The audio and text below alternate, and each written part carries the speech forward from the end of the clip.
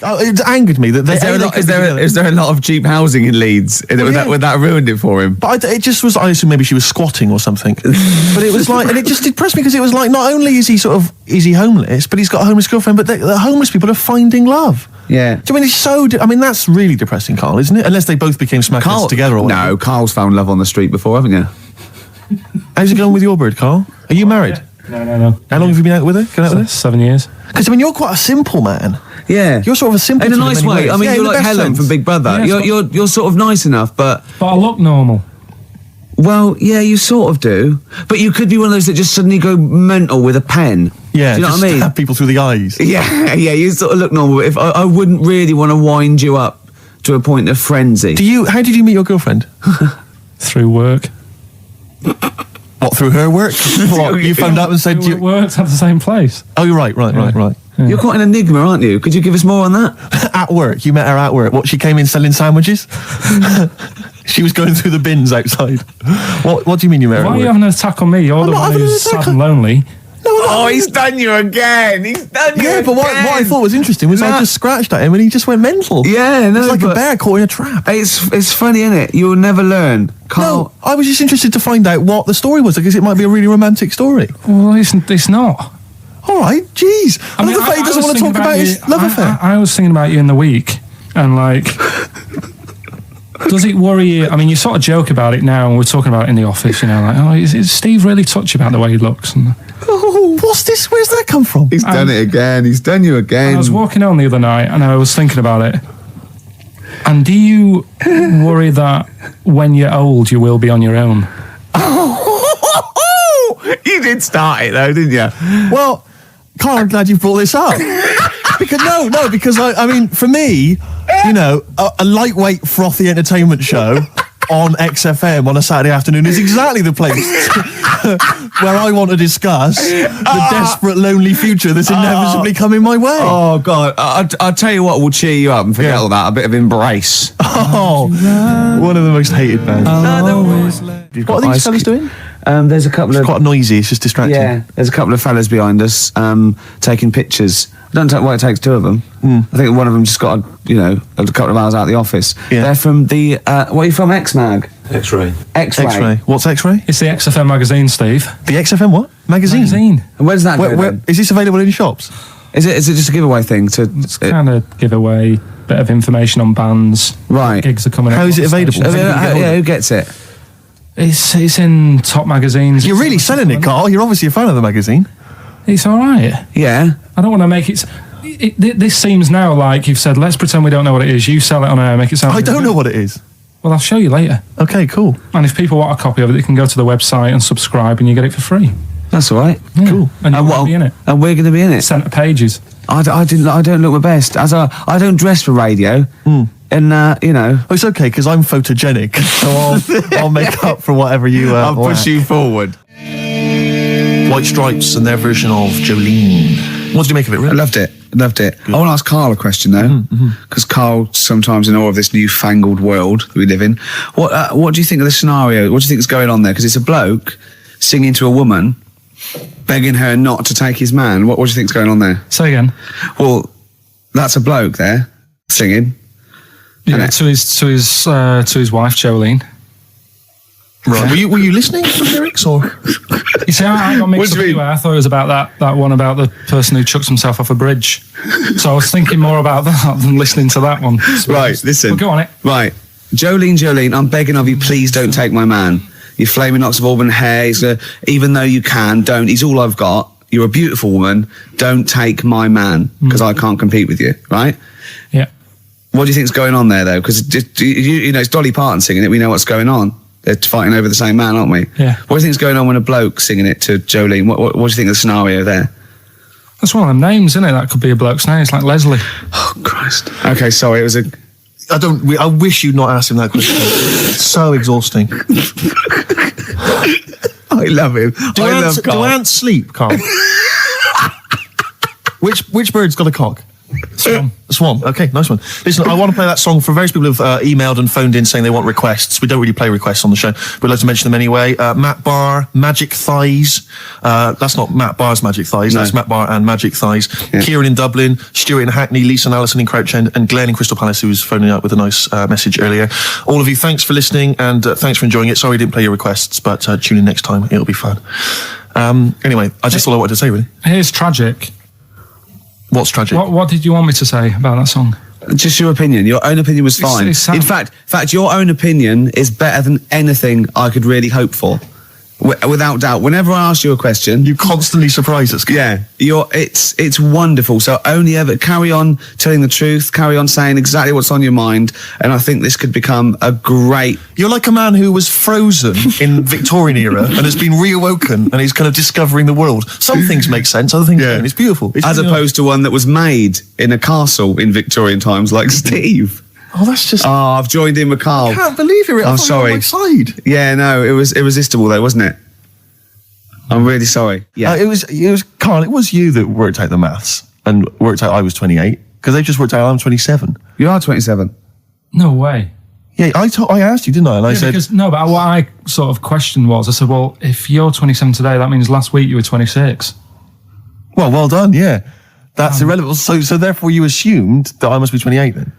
Yeah. Whereas I assumed you were using, your knowledge of maths, such as it is. I wouldn't do that. No, sure. Wow. I actually got lost in that conversation because I genuinely didn't know what he meant would mean last week you were 26. I don't know what that meant. I don't know what it meant. Wow. Well, it is Steve's birthday. But it would have been 26 last week. Sometimes you genuinely frighten me because it's those staring eyes. There's nothing behind him. It's this little bald head. Looks like Davros looking at me. Genuine fear on his face when he enters into a conversation with another human being. What bit don't you understand? If he's 27 today, he would have been 26 last week, and he doesn't look 26. He didn't look 26 last week. He looks older than 28 today. You've started on his birthday. You're still having a go at him. Carl, I don't look like the kind of hot stud that I actually am, but face facts, that's the truth, mate. Yeah, live with it. Get with the program, jeez. Well, let's have a little bit of cake. Okay. Oh, that's appropriate. See the birthday. But you mean the band, don't you? Not the cake. You haven't actually bought a cake, have you? Got anything at all? Anyway, the winners, Carl. I think you took some answers. Tim and Neil. Well done, Tim and Neil. Are they going together or are they? No, two separate. Lucky people. Yeah. I don't think your heart's in it anymore either, Carl. I was all right today, but Steve's really dragged me down. Well, let's... Wait a minute, I just need to know why. No, do you know, people are being miserable around you? Yeah. I was full of beans when I came in. Yeah, but you got to remember last week, you were really miserable and that really wound me up. Yeah, because he was devil to do stuff. Because, he'd been let down and they were worried about the next show. You were in a terrible mood. Yeah. Look at me like you were. Songs. I wasn't going off and lying on the settee, looking ill, talking in that voice. Oh, he's done you again. I said, just now, being quite friendly. Carl, Steve. Carl, have you ever tried to get into the Monarch for free? Because I'll be honest, mate, it's not going to happen for you. Come out with me, mate, you got a quid off. All right? When you can get in places in Camden for free. Yeah, I'm all right, yeah. Oh, yeah, he's done you. Right, now it's time for Song for the Lovers. Now, this is one of my favourite songs of all time. You'll know this song better done by... That was nearly a sentence. Oh, come on, that was nearly a sentence. What's his name? Glenn Campbell. It's Galveston. Oh, yeah. This is the man who wrote it. This is the original. This is Jimmy Webb. Oh, yeah. With Galveston. From what I can work out, I think it's about a bloke who goes off to the Vietnam War and he's missing his bird. And I've brought it down, haven't I? I've brought it down a tone by saying bird. It's a beautiful song. It was irony. Just play it. Galveston. It's beautiful. Yeah. This is the reason, because actors are often quite handsome people, but yet they're always quite obnoxious. We are. No, I mean, they're normally quite obnoxious, Rick. Again, you're a good example of that. And yet, I think it must be the small man complex. That's what makes them so obnoxious and so kind of desperate for attention. Didn't realise it before. Steady on. Because of course I tower above everyone. You do, don't you? I'm, for people who don't know, who are listening, I'm 6'7" tall. That's high. Yeah. And for people who've never seen him, he doesn't hold it well. It's not like he's a sort of handsome athlete, is it, Carl? He's a bit of a... What would you call him? Carl, don't answer. No. Don't get drawn into that. You know the game he's playing. No. Do you know yesterday when you were in the office? Yeah. You did a little move, and it reminded me of Blakey. Oh, I hate you, Gervais. Oh, I hate you, Pilkington. That's He's- our stance. Yeah, but even he held it a little bit better, didn't he? Because he was a man, you know, he had a big coat and everything, and a peak cap. But, yeah. I can't believe you. Like, I've not suffered enough from being freakishly tall. Now, two of my best buddies, Yeah. live on radio, are just... It's not just height, though, is it? It's the posture and the face and everything. But it's got your places, hasn't it? No? What do you No, mean it's got me it's- places? I think people give you a bit more of a chance in your career and stuff. It's like, What, yeah, stacking shelves? Because I can reach to a high level. Muse, Plug-in Baby on XFM 104.9.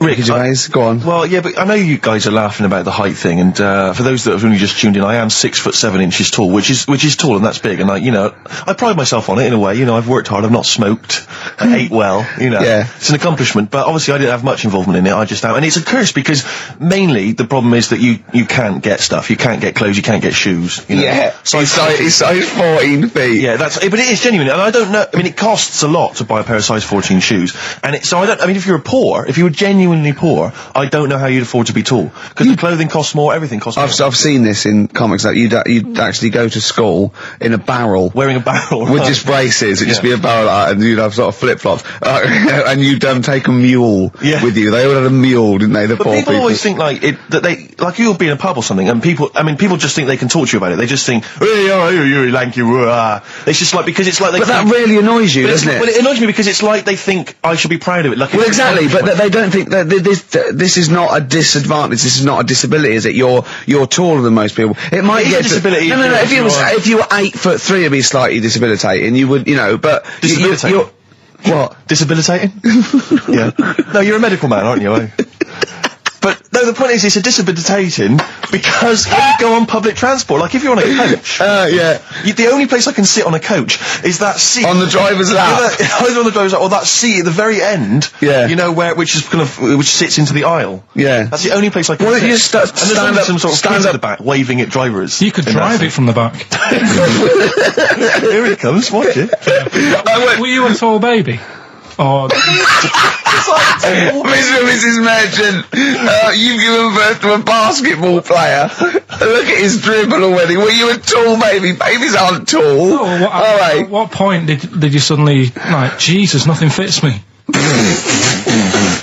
Well, it didn't happen overnight, Carl. Let's I do a didn't little wake up- graph. How tall were you at 5? Oh, I don't know. 3 foot, 3 foot. How tall were you at 12? 6 foot. 6 foot? Are you really? I don't know, do I? How do I remember? I don't remember this. Well, when did teachers start calling you freak boy and Rarely, lanky? they didn't. It wasn't Didn't they? so much. It was no. You went to a funny school. I went bowling with him once, so I'd never been bowling before, and he'd been once before, and he went, let's go to this bowl. We went to a bowling alley, right? And you have to wear these special shoes. Now, they're sort of like pointed things anyway, and they're multicoloured, sort of red and green. They look pretty weird. And the woman said to me, oh, what size? I said, oh, 8. She went, yeah. So what size are you? He went, 14. She went, 14? He went, you probably haven't got them. She goes, yeah, I think we have got one pair. And she put them on the table, and it was like Krusty the Clown. And I just started laughing. They looked so long, and he had to run round this bowling alley in these freaky clown But they shoes. don't look freaky clown like when I'm wearing them, because the rest of me's in proportion to it. It looked like a little wall bracket. One of the worst things that happened to me was when I was like, I don't know, when I was about 16 or something. We went to it's a fire. There's a alarm. fire alarm going off. There's a fire alarm going And the off. fire light's going off. Should we not just Should maybe we play a evacuate? record and go and check that out? Wrap it up if you want. Oh, no, not wrap it up. Play a record. I'm gonna go. No, the See you fire, later. it's gone off, Rick. It's gone off. Oh, what? They might have burnt down. Yeah, I think we'd know about it. The flames licking around our ankles would be a clue. God. I'm gonna go and investigate. You shouldn't ignore a fire alarm, should you? Blimey. We're entertaining the nation. Oh, look at him. He's scared of fire. What do you mean?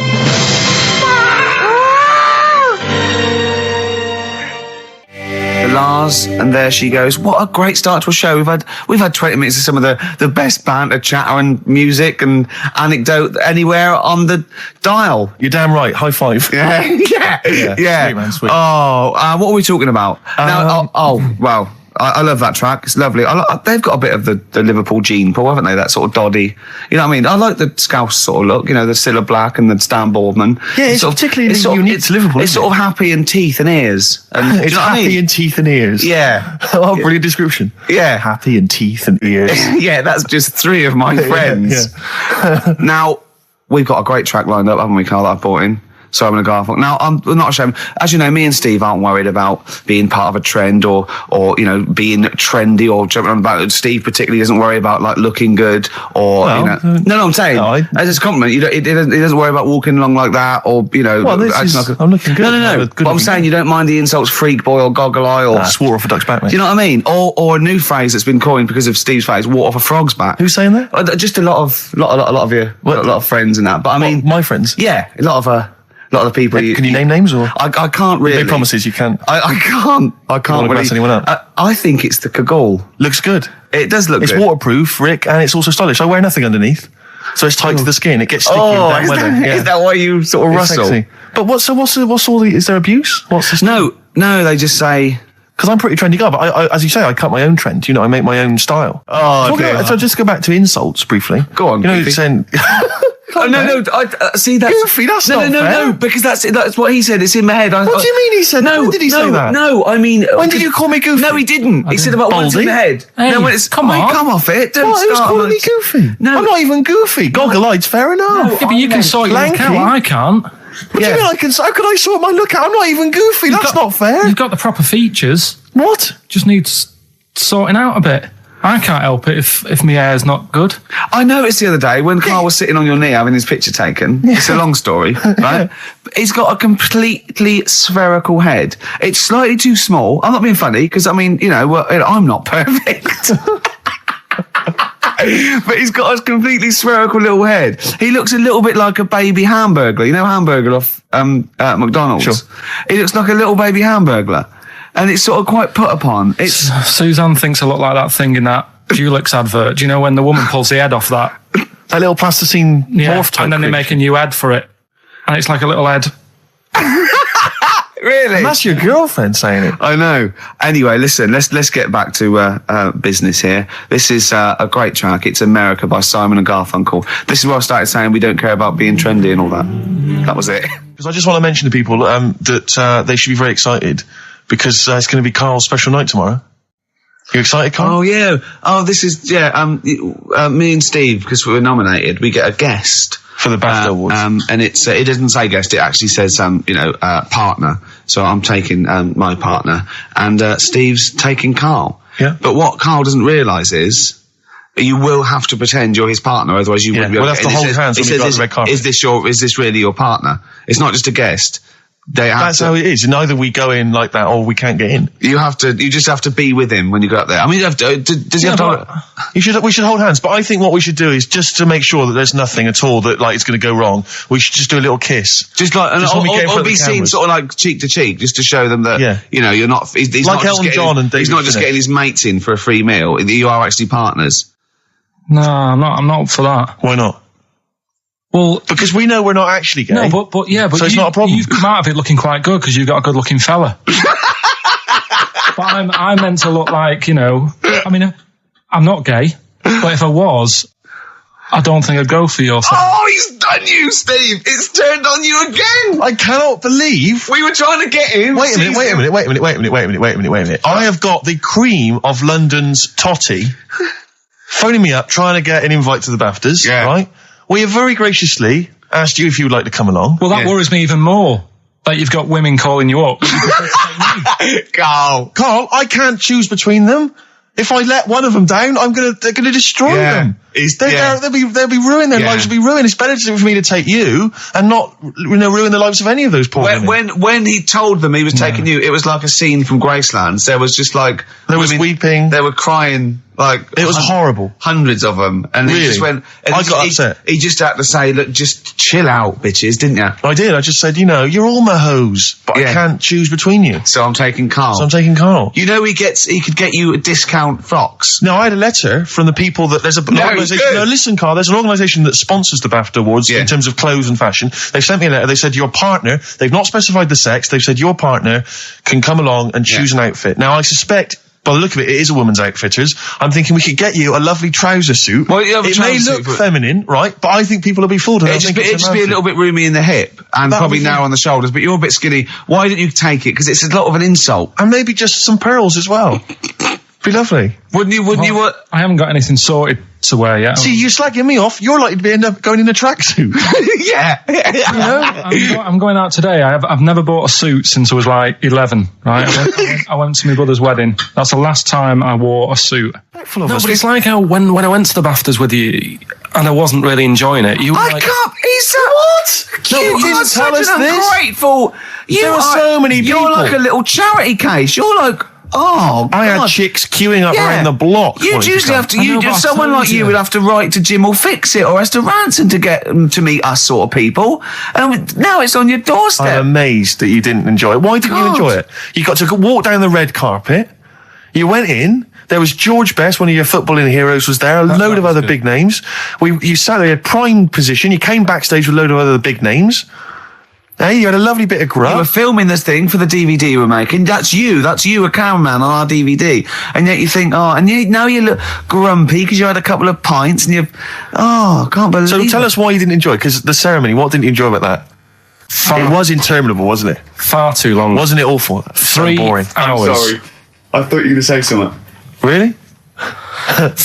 Sorry. 3 hours. Yeah. I mean, I suppose for you two, at least, you know, you were going to get something. Sure. Yeah. But with me, it's like, I mean, I've never graduated or anything, so Have you not? I'm trying to think of sort of a situation. Basically, I sat there for 3 hours knowing that I'm not going to get anything out of the night. Yeah. Right? Now, no one Did you? told Sorry, me. when we invited you and you said yes, did you think you were up for an award? No, but I thought we were going to be sat round tables having a nice bit of food, Yeah. whilst people are going up there winning awards. Yeah. But 3 hours of the same thing over and over again. I mean, if a film's 3 hours in the cinema, Yeah. you go, well, it's long, but, you know, I wonder how it's going to end. Yeah. But this was just like the same thing over and over again. Some guy going up, thanks a lot, cheers for the bit of brass. And then going down, sitting down, the same thing over and over again. Honestly, right, I'd say it was one of the worst things I've ever had to do. Lincoln, No, I enjoyed the night afterwards when we did have a bit of lamb and a nice bit of veg and that. That was Yeah. all right, and I went home and I was happy. And I got the little freebie bag that you're talking about that we're giving away, which wasn't much good stuff in it. all right. Right. No, What would you have done on that Saturday night? Suzanne What said- would you have done or the Sunday night rather? What would you have done had you been at home? I would have stayed in with Suzanne, right, watching telly, having a nice bit of pate on toast or something, cup of tea, watching 24. But instead, I had to buy an expensive suit, so I didn't show you up, right? Jesus, what are we doing? Yeah. How much did you spend on your suit? Well, in total, right, because, you know, the shoes and the suit and the shirt and the tie, it was about 600 quid. That's the most expensive evening ever. And that's what I'm saying to you. And the daft thing is, it's dark in there. I don't know why you've got to wear a nice suit. You can't wear a tracksuit, for goodness sake. It's dark in there.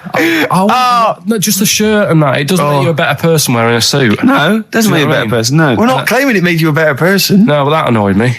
Yeah. I mean, it was an experience, innit? That's why I went, because you think, if I didn't go, if I would have said to you when you invited me, no, Steve, I don't want to go, then I would have never known, right? Yeah. And that's my sort of thing in life, right? If Yeah. something comes up, you should take it, even if you're not going to like it. It's a bit of an experience. Right. Do you know what he said to me? I phoned him up because we had to meet up, and obviously he had to pose as my gay lover. Yeah. To get in, right? Yeah. He phoned me, what? You said something to me like, I bought a suit, I'm looking good. He said, I'm looking good. People will think, how on earth did he end up with that good-looking guy? So he got into the Yeah. role. That was what he said to me. He started getting into it. Such an insult. Play record. I just must say that we've had an email from Daryl Foss. Lots of people have emailed in and said, well done on the BAFTAs and well done on your Room 101. They really liked that. Thank you. There's one guy, it's Daryl says, Ricky, has your dad only got one D-Mob suit? Because I don't know if you noticed, but Ricky wears the same suit every single time he appears on TV because he spent a fortune on it getting it tailor-made. I've only got one. It's a good suit and I he just wears it all the time. And it's winter as well. It's like a pure wool, so I'm sweating everywhere I go. Anyway, usually it's too much cheese. I won't be buying another. Huh? I won't be buying another one. Ever. That's it. Yeah. Yeah. Suzanne told me today, right, because I've handed it in today to have the trousers turned up a bit. Why? Because it was a bit of a bodge job for the night. Yeah. Right. It was just some pins sort of holding it up the other night, but you didn't notice, and I didn't tell you because I thought you'd be getting on the stage and saying, "Look at that freak over there with his pants hemmed up." But I took it to the place to get it done. Suzanne tells me that I'm going to start shrinking now and getting to that age where you start going small. I know that must have been a revelation to you and a worry. Like, how small do you get? How small do you get? Oh, Dave, what are we playing now? I thought we'd have a bit of Marley music. Marley music. Oh, Okay, go on. If These Old Walls Could Speak by Jimmy Webb. Might play another track off that later if we've got time. What, today? Yeah, well, maybe next week. We've got lots to pack in. We've got things like New Order, Cure. I'm just hoping that all those kind of new metal fans, Rick, can just calm down for a second, Yeah. and just enjoy that for what it was. Yeah. I hope their snobbery is not going to prevent them from enjoying I it. hope they can just leave it alone for 2 hours for our show. Because Exactly. we try and, try and pack lots of Well, whilst stuff you're in. talking about new metal, can I just say Ian Camfield is here tonight. He's What? moving from Fridays. Right, what the hell does he think he's doing? He's just offering up information now. No, it's just that you were talking about the new metalers, and now seems like a good time to Carl, say- listen, you're here for our amusement. Yeah. You don't sort of come in any time you want. When we decide it's time to sort of have some fun at your expense, then we'll let you know, but Yeah. otherwise... We're not here to help other DJs or even this station. We don't give a about this. See, this is what my girlfriend said. What's that? We should listen to her. She knows what she's talking about, clearly. Now put your microphone down, She said they just wheel you out when they need you. switch your microphone off, Carl, and let us finish what we were saying. Right, just What were Yeah. we saying, Rick?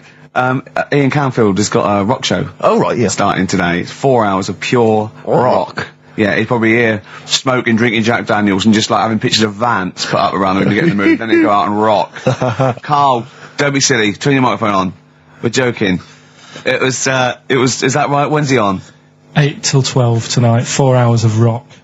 Lovely. Listen, some big classics coming up, plus huge news about Carl. Please, let's play some more ads. Do you really want some ads? I'm tired of the music and chat. Please play some more ads, Carl. Please. Carl. You are going to be a turntablist. Yeah. Steve never learnt an instrument, which he regrets. And he thought he's a modern lad, and he's using turntables as his instrument. I just got 2 turntables and a microphone, and so far, seriously, I'm cutting it up big style. No, don't laugh, because it is mental, the kind of stuff I'm coming out with. And I'm scratching, I got the beats, matching. Can you imagine that? Shut up! It's at the No, if- look at the Chemical Brothers, for goodness sake. If you're talking about freaks, look at those weirdos. Man alive! At least you cut your hair at Gavin. You know that the whatever it's called. they used to kind of at least faintly appear in their videos. So this one is just some shots of like what you see from outside a train. To them, that is more glamorous and exciting, apparently, than seeing the lads themselves in the video. Who do you think's cooler to look at, Steve or the Chemical Brothers? Steve. Definitely, yes. You're absolutely right, Carl, and that's the first sensible thing you've said for a If long I was time. to work with Steve on some music, if I had the choice, I think Steve would look better on an album cover. Really? Yeah. What would you do? Would you change him at all? What would you do with his image? I'd put him in the distance, so I can't believe this is... No, just so you don't look as tall, that's doing you a favour. I was on the... This is true. I was on the on the tube, right, coming in to meet Gervais the other day, and I was wearing a suit, and my mobile phone slipped out of my pocket, and it landed on the seat, and I didn't realise this. And as I was about to get off, some bloke who was sat there like an old guy, he picked up the phone, he went, "Oi, Lanky, you dropped your mobile phone." And I was like, well... I thank you for pointing out I dropped my phone, but did you have to do the Lanky? But you knew who he meant. I bet you turned round straight away. It worked. Knew what he meant, Steve. but- He's done you again. But I was the only person stood up. It was a fairly empty train. Was there any other lanky people there? No. Well then. No, but my point was there was no one else at all who was about to exit the train. Okay, so he didn't need lanky. He could have gone, "Excuse me, sir," or "Oi, you," anything, but "Oi, Lanky." I know. It's that thing, though, isn't it? That's what I'm talking about. You say the thing that you don't want to say. It's like me with Ken Dodd and Will. I think he wanted to say this. Oh, well. I think he took pleasure in it. I think he went, "That bloke's lanky. I shouldn't say that." Yeah, I should. Oi, lanky. What's he dropped gonna your do? phone. Yeah. Do you want your phone back or not? Electric Soft Parade. Same way every day on XFM 104.9. I'm Ricky Gervais. With him, Steve Merchant. Sure. Rick, I only had one thing I had to do all week. Okay, was that? I was so excited about getting up Friday morning, phoning, getting Bruce Springsteen tickets. Yeah. The Boss is playing in October, and basically got up too late. Well, not sold out already. You just Sold out. It had sold out, but I started calling about 12:30. It sold out.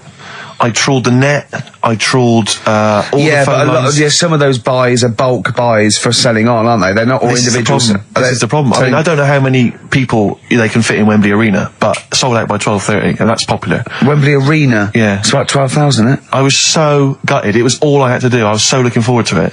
I phoned up one of those like quite dodgy ticket agencies. Do you know how much he was offering to, they're 45 quid to buy. He said the starting price is 225 quid. I mean, that to me is like a ticket tout, like a legal ticket tout. Are they allowed to do that? I don't know. It's crazy. I was so angry. They'd have to say their booking fee was £150. Yeah, exactly. So but now I'm like desperate. I don't know what to do. I'm just wondering if I can abuse our position on the radio and just try and scrounge them from anyone who's listening. No, I mean anyone w's listening who's got the power to get them, or... This is begging, isn't it? It's exactly what it is, Rick, yeah. Yeah, I was going to try and dress it up, but it's just begging. Ticket touts after you as well, for dissing him. Ricky.Gervais... Don't bring me into it. Shut up. Ricky.Gervais at xfm.co.uk. If there's anything you can do to get me a ticket, I'm willing to pay for it. Up to the price of 45 quid. Yeah, wow. No, second hand. Yeah, 30. Yeah. You don't want to throw your money around, I'll Steve. give 25 quid, come on. Don't you know who I am? Yeah. But that, I mean, do you know what I mean? Because I'm just, like, I asked Karl if he could sort it out. He's done nothing. He's achieved nothing. I know. So I'm just desperate. I'm in a desperate situation and I don't quite know what to do. I'll tell you this though, Karl, don't bother doing favours for him because he's not grateful. You give him something and he goes, right, does this mean I have to give you something back? And I go, well no. He goes, good. Well, I got you Cure tickets and you did nothing but whinge about rubbish, it. That gig. There you go. It was rubbish. I went along to that gig. It was a balmy summer's night. The Cure, as far as I'm concerned, owe me a balmy summer's night because I wasted it. Hour and a half they played for. They played 4 hits. I don't want to hear their dirge from like some dodgy album and from like 1984. I'm not interested. Play the hits. Boys Don't Cry, Love Cats, blah, blah, blah, blah, blah. Instead I got nothing. I was so angry. I was just, oh man, You were probably angry at Karl, weren't you? I was angry at Karl for wasting my time getting me the tickets for free. If I paid for it, are you getting to see what sort of a bloke Steve Merchant is? Doves, Caught by the River on XFM 104.9. I'm Ricky Gervais, Steve Merchant, hello, Karl Pilkington and everything. No, I'm going to be honest with you. Go on. A little bit hungover, didn't feel very well. Yeah. I don't know if I'm hungover or still a bit drunk, but I don't feel... You sound like you're still a bit drunk. Yeah, so what I'm worried about... You do every week, so... But what I'm worried about is that the standard will slip. If I'm not right on the ball. And the other thing is, I haven't had a lot of time to prepare the show today. Okay. So I don't, I don't really, I don't feel, 100%. Yeah, I haven't done the Karl. Right. Look. Have you finished that sentence? I don't make me laugh because it hurts as well. And there's another side effect to me being a little bit hungover or drunk or whatever, right, is that I can be annoying. Right, yes. Because just to amuse myself, I sort of like turn my body off a little bit and just poke and like that and annoy people and that. I want to sort of like... Well, you do the physical equivalent of freewheeling. Don't you? You just I sort of want to climb on Karl and go to sleep on him. Yes. Do you know what I mean? Yes. They both annoy him and it'd be comfortable. Yes. Which is... can be annoying. Just a little thing just to make this show a bit easier. If you'd put your hand up when you want one of us to speak, because I'm not quite sure when the sentences are finished. The hands are up. Okay, good. So, the hands are up. Okay. Good, alright. Okay. Are you gonna just keep them up for the rest of the show, or? No, Karl, do what you, huh? Good, alright. Do you want to, is there an excuse as to why you're a bit hungover? Too much wine. Okay. Last night, yeah. Good. Thanks for that. Because this is the only work you've got to do all week, isn't it? Unless I'm very much mistaken, you don't have to do anything. You just sit at home eating cheese. Yeah. Then occasionally you do a bit of sort of shadow boxing, and that's exercise. And then you sit and watch TV. Yeah. Is that roughly what you did this week? Yeah. So this is the only 2 hours you had to do anything for all week. This is you had to prepare for this. Yeah, but who can plan a hangover? Right. You'd think Karl, you said you had some stuff. Yeah. What have you got? I love the fact that whereas I was a little bit slow, Karl there leapt into action to keep this show afloat, keep the pace up. Go on. Right, well, Karl, are you hungover as well, or? I'm just a bit annoyed because I'm with you. Do you know what I mean? He Yeah. hasn't got much to do all week. You're having a laugh. What? What angers me is I kind of hope that maybe I could have quite a long career in radio, and I sort of feel like I don't know, the word sinking ship. Those words spring to mind. But because it feels like, I mean, Carl, you're just a chancer anyway. You weren't even supposed to be on air, and we've made you into something of a household name, and that's cool. Household name. And Ricky's already a celebrity. He's got it stitched up. He's got corporates. He's got voiceover work. But I've got nothing. I'm running on empty. I'm not nothing. I've got nothing. I'm sort of dependent a bit on this. Financially. And go on then. What and you two are sort of bringing it down, really. Right. Do you reckon I can get my own show, Carl? Carl. Tell them what I did out there with a bit. No, Carl, tell them how funny I was out there with a bit in that a minute ago. So anyway, come on, I'm bored of this. I'll tell you what. will we tease them with what we've got coming up next? Yeah, Carl, tease us after the next record. I think we've already got them for 2 hours. Yeah, we've hooked them, Carl. Don't worry, this is textbook radio. What's this? Badly Done Boy. Yeah. Rick, can I just... Sorry, I don't mean to abuse our position again, but Bruce Springsteen's performing in London tomorrow night, and you remember I made an appeal to try and get a free ticket. Yeah. Well, I don't even mind paying. I tried to pay, but... That's good of you. No, I'm a generous kind of guy. And I thought you were mean. No, go on, what are you going to say? But you were all going to I'm pay saying for is, ticket. you know... face value? I mean, you don't want to be ripped off, do you? No, don't be crazy, ideally half price. Yeah. And I've been chasing kind of my tail, really. I'm not going at the moment. I'm not going, and I'm desperate to see him, man. I mean, he's going to do a great concert. It's his only one in London. I can't believe that being on the radio, being on XFM, the listenership's going up apparently. I can't believe I can't get a ticket. I've asked Carl. He's done nothing. Hang on a minute. No, Carl had a very good point. Nothing. Carl, tell what you said when he was whinging in the but first of all, whilst you're moaning, you also asked in the week for a Badly Drawn Boy album. Yeah. You got in today. Yeah. There's one there for you. Well, but it's yin and yang. And it's Carl. like, but I do, Carl, what's Steve ever done for you? That's what you got to ask yourself. What has Steve ever done for you? Well, he took me to the BAFTAs. Yeah, but only because no one else would probably want to go with you. I can't believe that. What is I this? do not believe that. Oh, Steve, I'm going to stitch you up now, Carl. And it's in a nice way, and don't worry, it won't be too bad. He won't take too bad. Carl sent me a little text message today. Right. No, Oh, what is this? Right, okay. I'm in a very frail mood at the moment. No, you're like this one. This is funny, because me and him have been like sending trivia back and forth to each other. Which is another point, right? I sent him... Oh, well, I'll get to that in a minute. I thought he'd really be amazed with... Well, while you're fiddling, if you can make my dream come true, to go and see Bruce Springsteen tomorrow, then give us a call on the usual number. Well, like I said, Steve... What? Right? It wouldn't be right. You just said when the song was on, can't believe it, right? We work at XFM and I can't get tickets for Springsteen, right? Yeah. We work in radio, we should get tickets. Right, now think Which of the I'm willing amount to pay for. Yeah, but think of but if it's sold out, it's sold out. Yeah. Yeah, right? but that's just something they say. Right, that's just what they say, is it? Right, so everybody on local radio stations say, do you know, I like that Bruce Springsteen, I want a free ticket, right? So another say... I tried to phone, I phoned for an hour and a half, I couldn't get through. Not long enough. I've put the hours in. Not long enough. Not long enough. What are you talking about? I've put the hours in. No. Right? So another 400 people turn up at the gig. They cram them all in. There's people being crushed.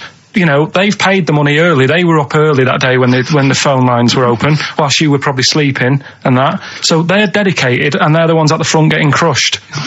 What? Would you Why mind are they Dad be getting crushed? happy if you were there getting crushed? I don't mind. I'll sit at the side of the stage and watch him. Yeah, but I don't mind. But everyone will say that then, and then before you know it, no one can see anything because you're Carl's on stage. right on this one. Leave it. Right, I'm going to give you this. I'm now handing over my mobile phone to Steve to read you can see it's from Carl at the top, but just read it out as you scroll down. Just read it out loud. Is this a text message from... Yeah, this is a text message to me from Carl. Read it out.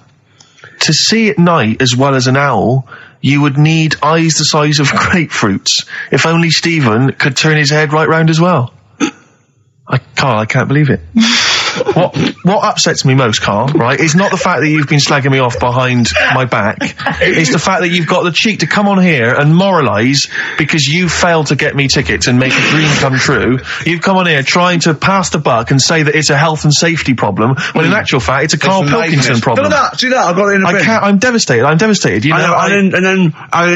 play a record. I'm I should upset. have eaten this banana off air. What's the number? It's 08700 800 1234. But if it's sold out, Steve, it's sold out. A bit of a classic here. REM. I bet if Ricky wanted to go, it'd be fine. I'm sure someone could sort it out then. Who? Oh, if Ricky Gervais wants to go, then I'm you can going. come. Are you?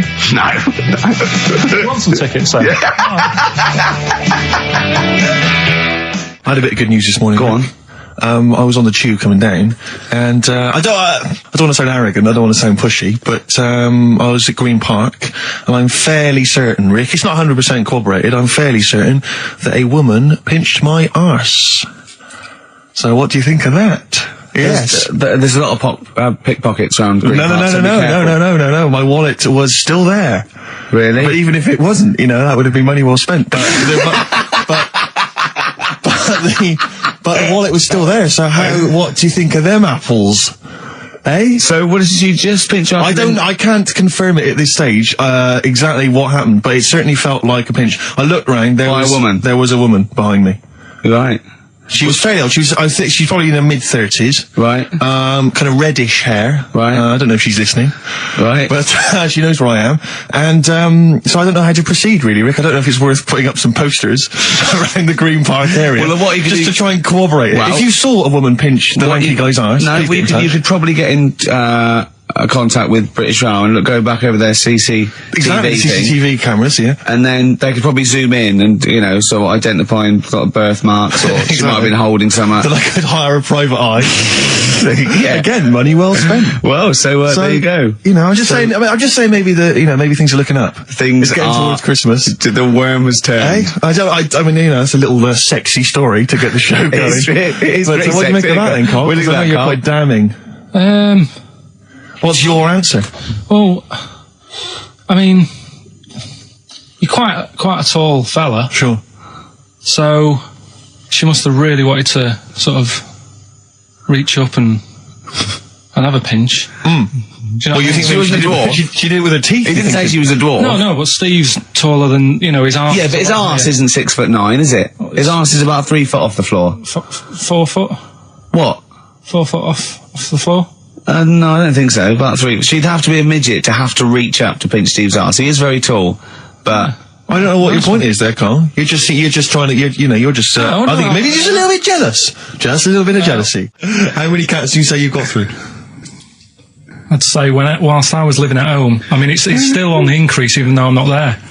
So whilst I was there, probably 5. God. Wow. Oh. Yeah. And were you upset each time, or you just got used to it? It's one of them things, isn't it? Like I've said before, when you first see something, it's a bit of a shock. Do you know what I mean? It's like the Elephant Man or whatever. Yeah. First time you see him, it's that sort of, oh, look at that. Yeah. Do you remember the first time you saw Steve? No, I'm not being funny. Do you remember the first? Yeah, but I've said this before. It's always, then you get used to how people look, and you don't... No. I'm going to burst. You have to play a record. No, but... Because I see Steve's face. No, but I've got used to it. Shut up. Carl, you know our mate Johnny, he's a Doctor Who fan. Yeah. Do you remember, he bought the Doctor Who magazine, and he went to the toilet, and Steve got post-it notes and put geek on every page, and Johnny opened it on the tube, right, and it had geek and everything, and Johnny bought in the new Doctor Who magazine, I think this week's or this month's, right, and they've done the perfect Doctor Who fan, right, what the geek is, right, and it looks exactly like Steve. Alright, don't have a go, Rick. It does, and he went, and I'm going to try and put it on the website. It's amazing. It's got your hair, glasses, it stands like you, it's sort of dressed like you, and it's only, it's hilarious, and he was, I mean, I'm insulting you now, it sounds like an insult, but if you'd see it, you'd laugh. Well, Rockbusters, right? Yeah. Right, here we go. Just a little bit annoyed. Just 3 clues. We've lost all the energy in this show, haven't we? Well, I can't get over that insult. I'm just a little... No, we did though. It just came out, no, I can be honest with you, Rick, it came out left field. I wasn't expecting an insult. No, but I think there was a sense of camaraderie on this. Just email in ricky.gervais@xfm.co.uk. I'm just annoyed, I can't What are we doing? I'm just reading out the clues. Should we put this, let's put this one in for the Sony Award. Let's put this show in for the Sony Award. Play a song, Carl, because I need to discuss things with him. I've talked before about in Edit it down, get this down to 3 minutes, it'd be a great show. Rockbusters in a minute. XFM. Lonesome Day by Bruce Springsteen from his new album The Rising on XFM 104.9. Ricky Gervais, Steve Merchant, Karl Pilkington. Foreman just phoned in and said to Karl, stick up for yourself, don't listen to that Merchant, he does my head in, he's so arrogant. I don't think I'm arrogant, I think I'm mean. Yeah. I just think I'm sort of objectionable. I don't think it's arrogance. I think it's No. sort of nastiness. Yeah. I'm just not a very nice person. But believe me, I'm not arrogant. I think I'm pathetic. What were you talking about earlier about glasses as well, and Steve taking his glasses off? What was that? What are you saying that in front of him now for? Was it an insult? It wasn't really an insult. Carl, what were you up to? No, what was it? I genuinely don't remember. I genuinely don't remember. Right, Steve. I'm not having a go. Right. Just saying how people. It's a bit weird that you've got glasses because you've got a good pair of eyes on you. Right. That isn't an insult. What were you talking about though? What was it? Why did It was the fact that people who wear glasses always look a bit weird without them on. It's like, you know, they should wear glasses. Okay. Why did we get round to this? What was we talking about? I don't know. I don't know. I don't know what that was. It sounds like an insult, even it wasn't No, intended as one. it wasn't. It sounds like an insult, Carl. It does, yeah. No, it wasn't. I But should be listen- allowed to punch you every time you insult me now. No, but I'm not I'm having doing a it. go. I'm going to give you a dead arm. Look, Steve, it's you. You always even if it wasn't, you intended it to be one. What you? Oh, that was real. Play a record. But It's mad. Yeah, every time you insult me from That's now on. mad. Oh, is this the Cardigans? Great, brilliant. I didn't even say anything. It makes me feel better. I can enjoy the rest of the show. Yeah. Before we carry on with anything, I should just tell you, we're on the subject of emails. There's one emailer we're always looking forward to hearing from. Dickers! Richie Anderson. Dicky Docky Doo. Richard Anderson. Thanks for emailing. He's my biggest fan. He's now. one of the biggest fans. He absolutely loves me. But not afraid to offer some constructive criticism. Go on, That's what's the he great said? thing about Dickie. And from Anders this week, he says, Ricky, I'm lazy, I talk nonsense, I'm badly organised, and I believe in ghosts. Can I have a job working on your show?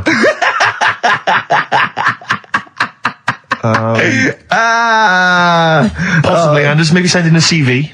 Or email a CV. He's and put a whatever. little bit of all of us in that, hasn't he? Exactly. Oh, I'll ask you if he's a goggle-eyed freak, Steve. All right, calm down. Well, no, I didn't mean there's no need to get insulted. No, I didn't No need to necessarily get mean nasty. you, No did need I? to get nasty. Well, Also, I was thinking about that actually, Steve. Oh, God.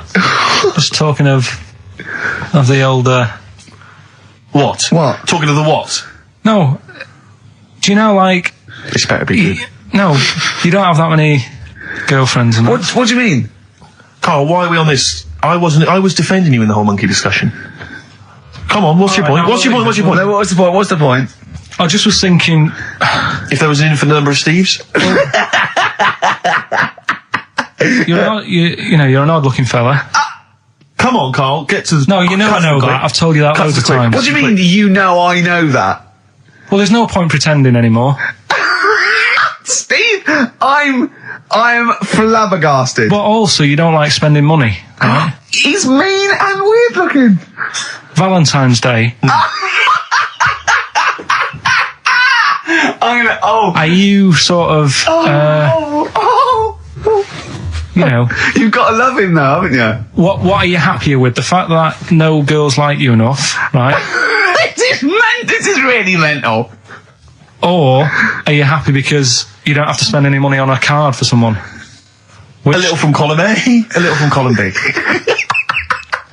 Wait, let's have more monkey news. What have we got? No, we've got so much to get into this show. Insults. We don't need the insults. I think we've got enough. We don't need the Yeah, insults. there's no more insults. No more What insults. angers me with Carl is he's been planning that. No, I haven't. I was thinking about it on the way in because Valentine's Day is coming up and I'm not a big fan of it.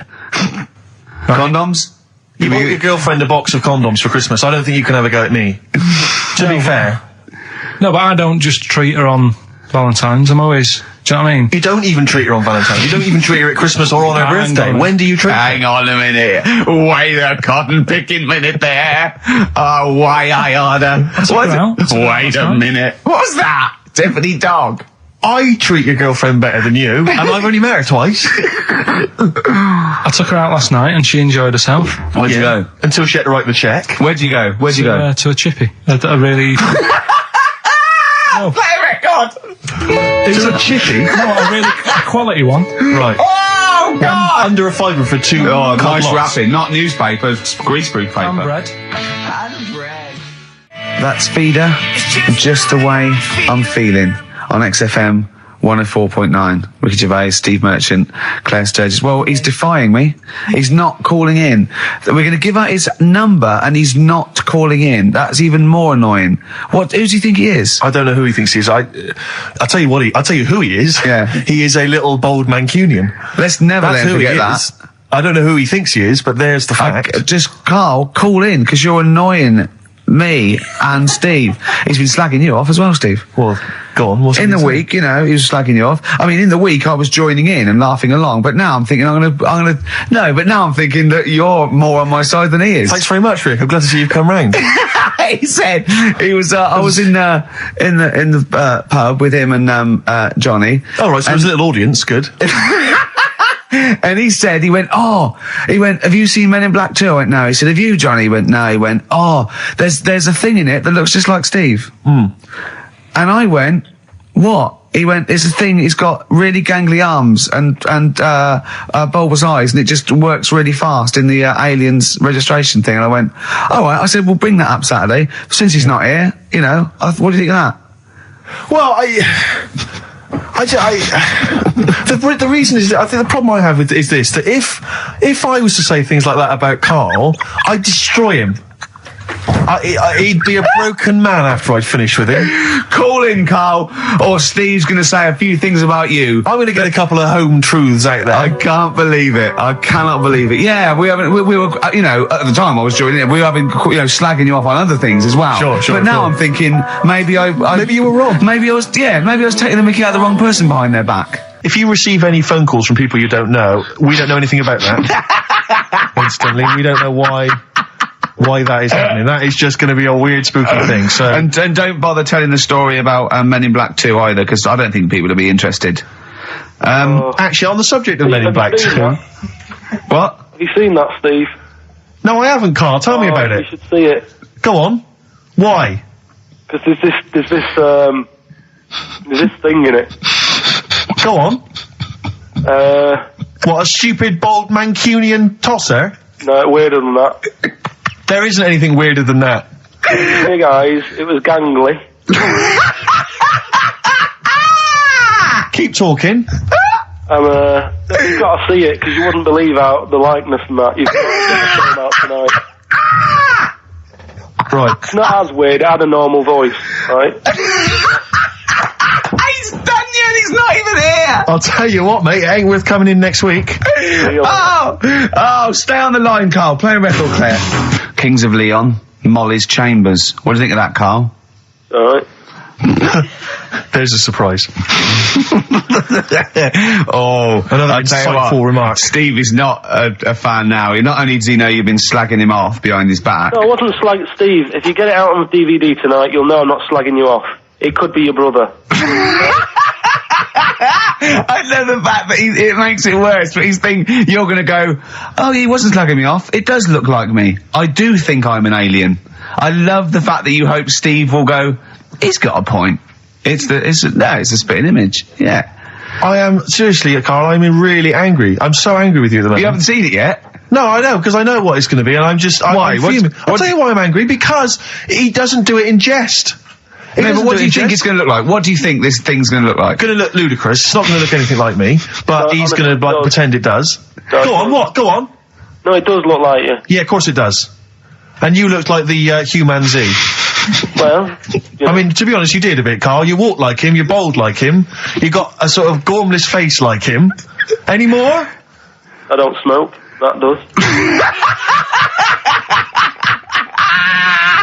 Anyway, I'm not arguing with you. I'm not well on that. Oh, you're not well. What exactly is wrong with you? You whinger. Well, it's just, do you know, like I always tell you about the restless leg syndrome I've got. It's like that, but all over. So you're just shaking around the house? I'm just, yeah. What do you look like, Elvis? What are you doing? You're shaking around the house. I'll tell you, with your bald head, you probably look like an enormous vibrator. Oh, God. That's what you probably look like if you strip naked. Oh, you'll have the Scottish widow coming round. Oh, dear. That's, what's her name, by the way? I heard you talking about that. That's, Amanda Lamb. Amanda Lamb, who's in the Place in the Sun programme. Is she actually a widow? Is she a Scottish widow? Hoots, man, my husband's dead. Do you want any money and a bit of my clam? Brilliant. All right. That's the sort of quality you've missed out on today. Well, anyway, you're going to be back next week. We need you back next week. Yeah.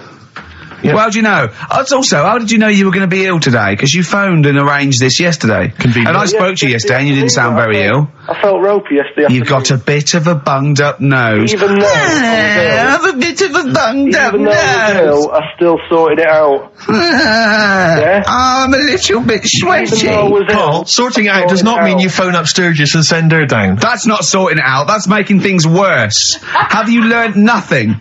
Thanks, Claire. If you're not part of the solution, you're part of the All right, problem. mate. Yeah. My leg's a little bit achy. Oh, wearing wet jeans. I put wet jeans on again. My lasagna it was frozen. Can you hear the venom and hatred in our voices today? We genuinely are upset and angry with you. Yeah. Can't believe it. I cannot believe that Right, well, the thing is, we'll be back to normal next week, right? We've got Billy Elliot doing the film next week. Right. Any prizes? Got some good stuff. Have you got any films with Burt Reynolds in to give away on VHS? And I'll see you then. Great, we're looking forward to it already. I'll see you later. See you later. Hot heat, bandages, XFM, we're off, innit? That's it, it's all over. Yeah. Back next week. Yeah. Thanks, Claire. Bye. Total respect. Yeah, Yes. nice one. Keep it real. See ya. Carl, I need the phone number of your girlfriend. Let me explain why.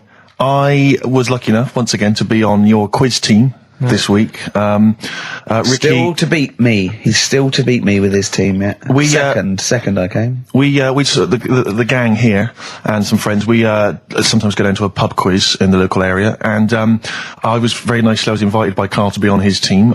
Twice now I've been on that team. Ricky's always on another team. And what can I say, Carl?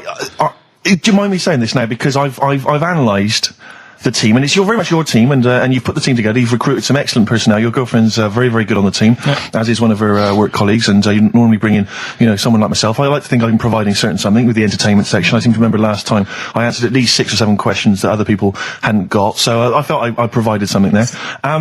Carl, I rather like John Harvey Jones, who used to be called in to sort of troubleshoot companies. I see why you are not winning ever, and it's a rather pricey contest, isn't it? It costs a tenner to enter per person, and unless you get in the top 3, you're not going to get to see your money back. No. So I think you're going to maybe need to step down from the team, because Carl, I am not sure. You consider yourself a kind of player manager, but frankly, I'm not sure you're providing enough.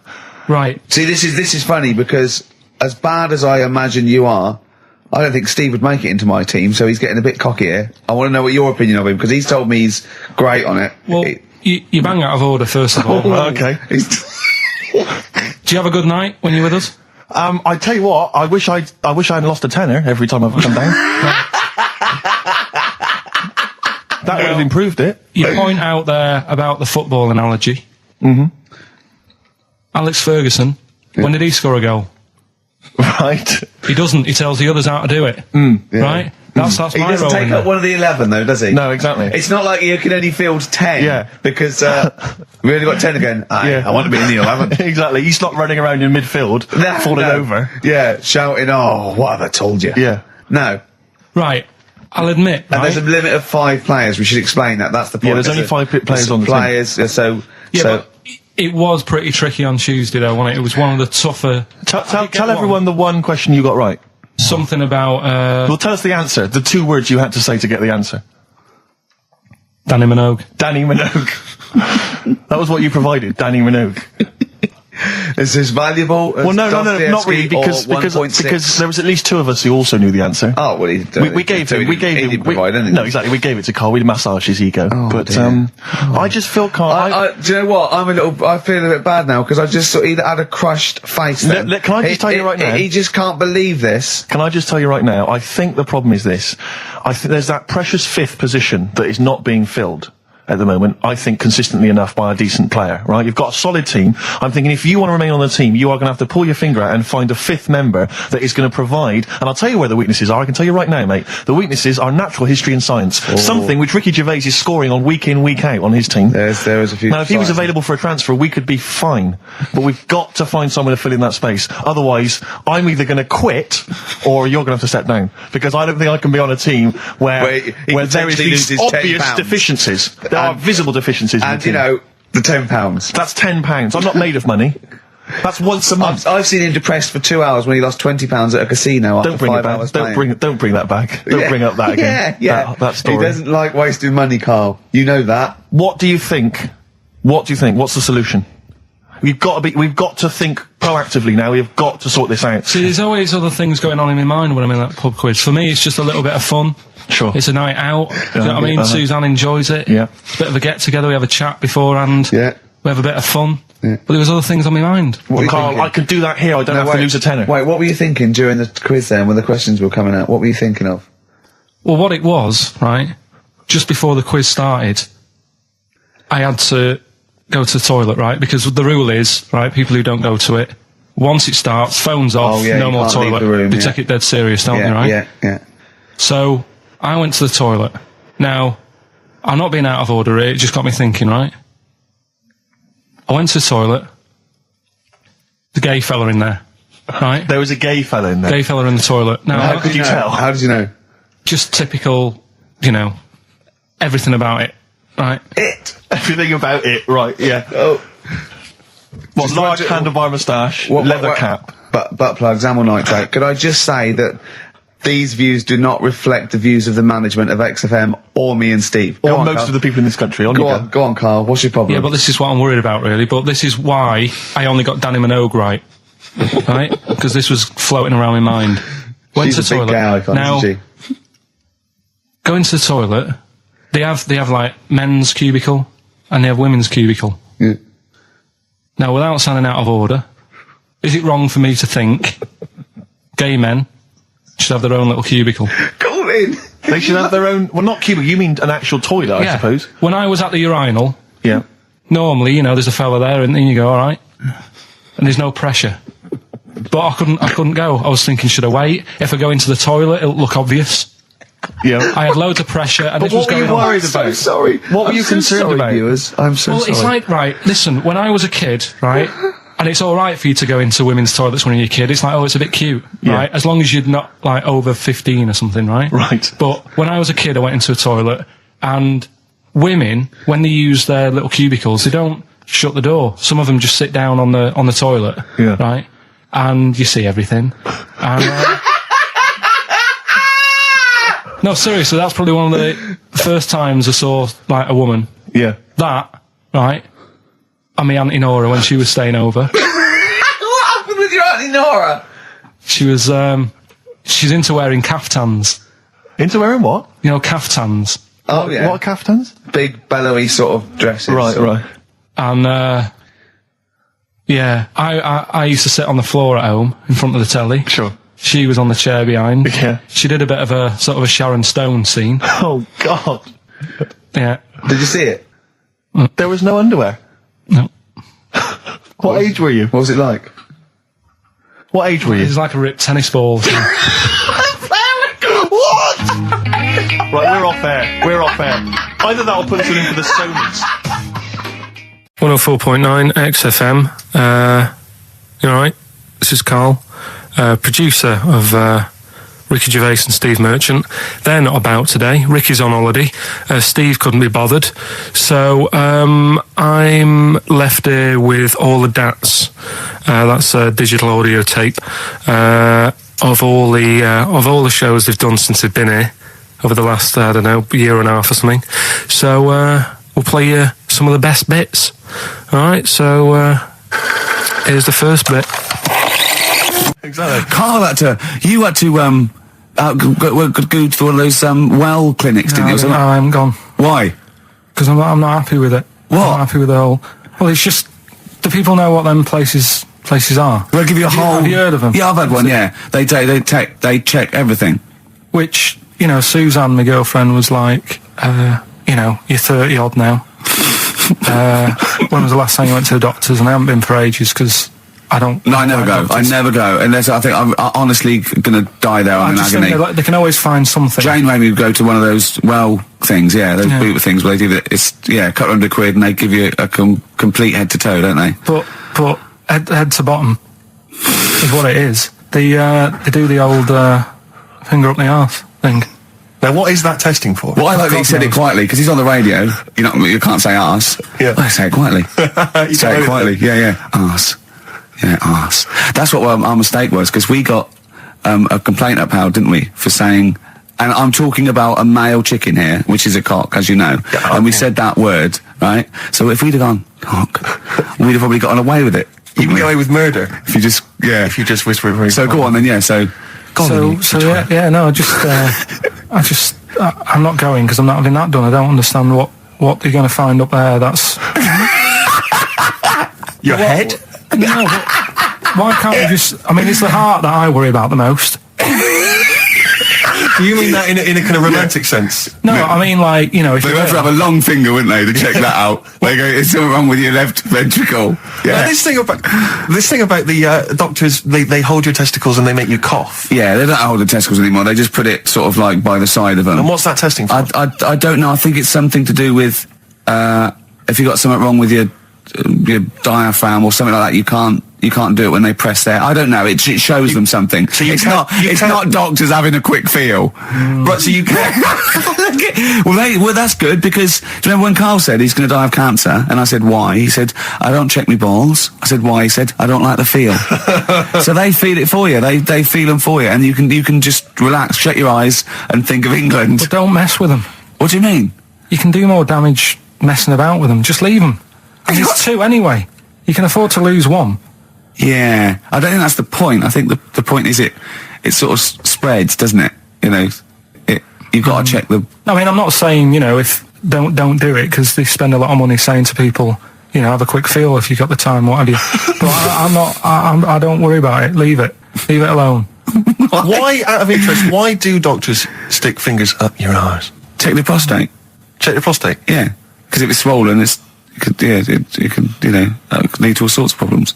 Again, they're not having a laugh, Karl.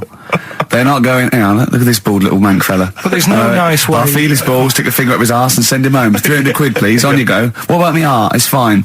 And they're all laughing. Roger, Jeff, stand behind that two-way mirror. yeah. What's this? I'm not going anyway. So. Really? You're not going because you don't want... No, I'm not happy with that. It doesn't even matter. It's not the fact he's a stranger. If it was someone who I knew, it'd be just as bad. That'd be worse! Imagine that! At a dinner party. Oh, God. Oh, hello, Roger and Selena. Do you mind, Roger, Would you allow any of the celebrity doctors to do it, though? Dr. Dre? Any of those? Doctor Who? I just don't understand in this day and age. Would you allow Christopher Eccleston to stick his big northern finger up your... Do you got a song on anyway? In the week, I called Karl up. I said, how are you, mate? You went, not too bad. Now, as you know, his girlfriend's been away for ages, hasn't she? Yeah. Covering the World Cup, the African Nations Cup. She's a sports journalist. Well, yeah. All right. Okay. I love the fact you're thinking, what does that mean? Like, well, she's not much of a journalist, Rick, to be honest. I've read some of her stuff. No, but she's not on air. She does stuff, you know. Yeah. Behind the scenes. Yeah. Sure. A lot of journalists do. You always want to make clear that you're not going out with Kate Adie. That's what you want to make clear, isn't it? Yeah. Now, so she'd seen none of the meteoric rise of Karl as a broadcaster. She's been away for the whole time a since you've raconteur, become a wit, a cult figure, to be honest. And he hadn't told her this, so apparently he went home and she was sitting there looking a bit grumpy. He went, all right, so yeah. She went, should we go out then? She went, I'm not sure I want to go out with an idiot. Right? Oh no! Yeah, and she went, Loch Ness Monster. Why don't you just think? Of course the Loch Ness Monster lives in Loch Ness. And she was giving a bit of a hard time. And she went, that's why I didn't tell her. I didn't tell her really. Same thing happened when I was at school and I had to play drums in Little Donkey. I didn't tell my parents, right? But my dad turned up anyway. And what happened? He, How old were you, Karl? Well, it was the school that I used to go to. Oh, yeah. Like, You went, you used to go to the school you used to go to? No, but what I mean is, I didn't go to secondary, did I? So I missed a lot of that. Sure. But primary I liked. Oh, it was all colouring in and stuff. Yep. And it was a Christmas play, and I managed to get a part in it. And, Did you audition? got a part in it, and I should have been playing the drums to the one about Kings. We Three Kings. Yeah. I was meant to be doing that, but Little Donkey came on, and it was one of those. What do you mean came on? That was like next up on the next song. Right. And it's one of them songs that you can't help sort of tapping along to. Yeah. Do you know, like if I was to go yeah, you'd have to finish it with. Yeah. Do you know that they actually send that into space? Do they? And what, hoping that aliens will respond with that? Yeah. They do that because apparently it is one of them things that you can't help. What, even if you're an alien life form? Yeah. They know that, do they? Yeah. But anyway, what, because they watch Star Trek or something? No. Knock. Yeah. No, seriously. Is it true? Like if you send out knock knock into space, yeah, they have to say that. Oggy. Oh, that is great. Seriously. Oh, hold on, what's something out there? What's a little green fella? That is great. Yeah, so anyway, that is Little Donkey is like one of them tunes that you can't, and I was there and I had the drumstick and I thought, oh god. The drumstick! I could feel myself, and anyway. Just wanted to do it, yeah. I started going along and playing Little Donkey, which I wasn't meant to do, but it went down such a storm. What, were there people like parents and that dozing off, and then suddenly they heard your version of Little Donkey, they thought, wait a minute, now it's really picking up. What do you mean? I'm glad we paid £1.50 for this. What do you mean it went down such a storm? I'm going, hold on, was it like when People have Ringo... lighters in the air. You know, like when Ringo joined the Beatles, now going, boo, Pete Best, but he went... Yeah, and I went, whoa! Oh, God. No, but the teacher just said, it went down really well, you can do that again tonight. Right. When you're in it again. But anyway, so my dad was there, and you hadn't told him about this performance, so he just turned up off his own back. I never took the letters home and stuff to show my mum and dad, because it just put me off. So, anyway, he turned up, don't know why, he must have heard from someone else's dad. Yeah. He turned up, and he swore about me, which... Did he? I don't... Could you use a word that's allowed to be said? The word? Of course it is. Right. If you got a kid in the car or anything, you can turn it down now. Yeah. Right? But he said... there was a guy stood next to him with a camera, big video camera, filming it. And he said, yeah, film it, but try and avoid getting the twat in the hat in the shot. Because I had one of those porters, the little round pork pie hats on. Right. This is so sad. What, was this a nativity play? It was about Jesus and stuff. Yeah, well, there was a porter there helping him with his bags. Of course there was, I forgot. I mean, Mary and Joseph, they got there. Yeah, because it was the hope, because the inn was full, but I think the porter doubled up with the inn and the stable. Right, that was nice. So he carried bags over, yeah. You're right, though, I don't know why I was wearing one of them, but I was. And your father said that, and how did you know your father said that? Did you hear about it later? Oh, he told you about it later? Yeah, I was talking about stuff I'd done at school, and he said, oh, God, remember that, and I spoke to him the other day about it. Right. And, oh, God. So that was the end of your sort of drumming career, really? Because it could have been, I mean, the audience loved it the night before. Yeah. You could have, been who knows, a whole new world for you. Yeah. Have you done any stuff? I've never drummed. I wish I had, man. That is that's a movie story, but is that, and that's why you don't tell, your mum and dad don't know you on the radio, do they? I think when they were down the other weekend, they had to come in, I just said, I'll just go in and press the buttons. Because they could listen on Sky Digital, couldn't they? They could do. But you wouldn't want that, would you? I don't want that. No. Play a record, and I want to talk to you again a little bit about this later. Yeah. Right. I mean, I'm a little bit concerned about your toilet discussion. What exactly is your point again? I was just a bit bemused. You see, it's a tricky one. All I'm saying is, right, there I was at the pub quiz, I go to the toilet, not thinking about anything, I try to go, right, there's a little gay fella next to me. I love this little gay fella.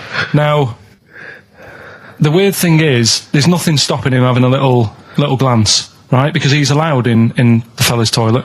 Yeah. Now, I'm not allowed to go into the woman's toilet and have a little look round. Right. So all I'm saying is, should they have another toilet area? What, for gay people? Yeah. And so this would be gay men and lesbians? Is that going to complicate things? Well, I can only assume. I mean, to what point? Ask you a question, right? If you're intimidated, that's a shame. But most gay men aren't looking at your knob. You know that. What do you mean? I can only say that 99.9% of gay men who use a urinal standing next to what they assume is a heterosexual man aren't looking at his knob. And what they're doing then? They're emptying their bladder. No, but the thing is, I can't talk politics, Carl. You're saying, like, you know, about would you have one toilet for lesbian women and gay fellas, right? Well, does that mean? Yeah, would it be mixed? Would it just be? Would it have a man on one? That's heterosexual man. One little picture of a woman on the other, and then what? What would the little icon be? A man and a woman. A man and a woman. Just having a chat. Yeah. In pink and Doc Martens. But you couldn't mix them, because then what would happen is you'd get people who are going, oh, I'll play up to this a bit. What, pretend to be gay? And yeah, you know, sort of grow a moustache and shave their head. And pretend to be a lesbian. Right. Yeah. So, I see. So, you know, people pretending to be gay so they could go in and have a look at the lesbians. Yeah. Right. So that would mean that we need 4 cubicles now, would we? Yeah, no, this is fine. 4 cubicles. So every pub How now... many toilets do we need at the Every moment? pub's now got 4 toilets. Oh, Carl, bisexuals. Yeah. Now, interesting. Bisexuals. How many toilets do we need now? Call the council. Do you use any? Huh? No. No, because they're interested in everything, aren't they? Because the little bisexual fella will be looking at your knob. Right, with them, Yeah. what you do, you just have a door, you open it, and there's one urinal there, so you can't get a queue. They have to sort of wait. I just thought that, well, why can't there just be a thing between the urinals? So no one can look at anyone else's knob. Wait a minute. Just to go back to Ricky's point, what stops, even if we've got the toilet for gay men, what stops the gay men who want to have a look at your willy going in the regular toilet and pretending that they're straight? Most men don't wear gay across their No, head. exactly. They don't have a tattoo. There's no branding yet in the British house where they have to declare. So we're going to have to expand this. What So we've do all you- got to carry identity. Do you know cards. you can see a gay, can you? Coming a mile off. No? No, I'll just hold it in next time. No. Can you tell gay men? Do you know a gay man? I'd say probably if you did if you lined some people up and said point them out, I reckon I'd get. But hold on, we're not talking about people dressed in leather with the arse cut out and an handlebar moustache. Yeah. We're talking about the everyday, No, non-seen. of course, no. Yeah, but I mean, suppose I put you in a room and there was 10 naked men, right? Yeah. And there's 5 gay men and 5 hetero. Could you walk along that line looking at those gay... Am I naked? No, you don't have to be naked. Why would you have to be naked? To catch them out. Play a record! How would you catch them out?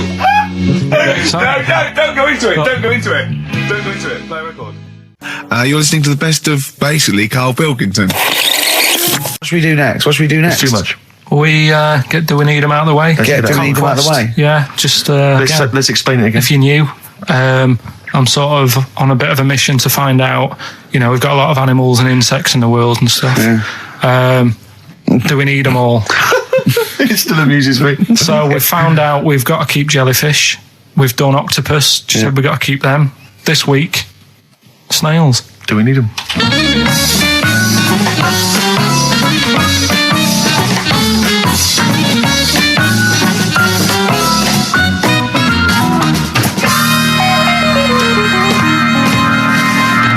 Just doing some research, right?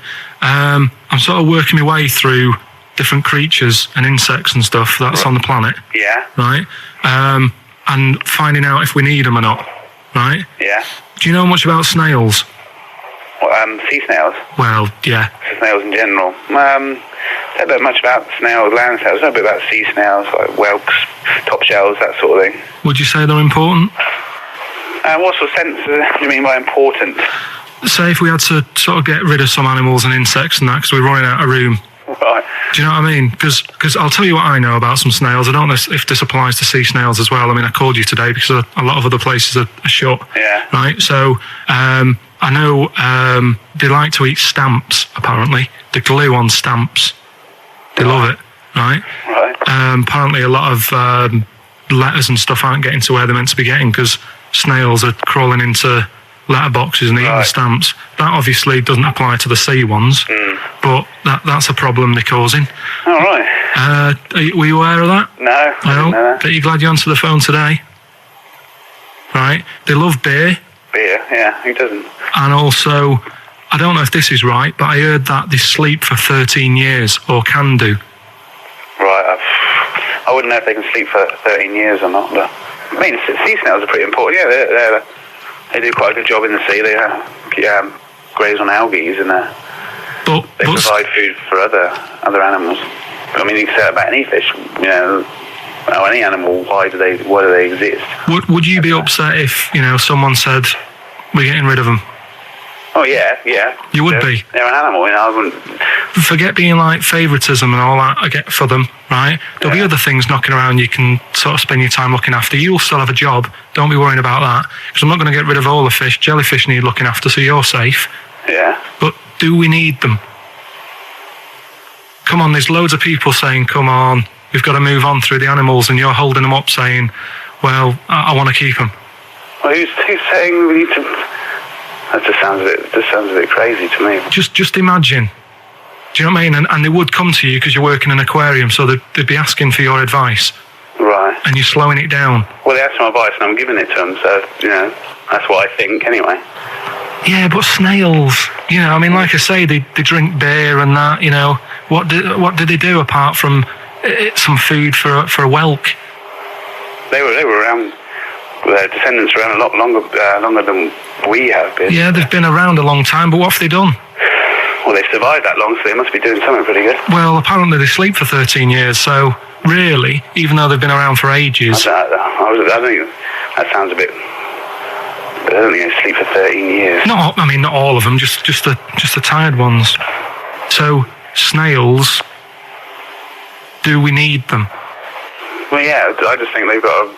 Just as, it's not for us to say, do we need them or not, we can't just... So you think we should keep them? Yeah, definitely.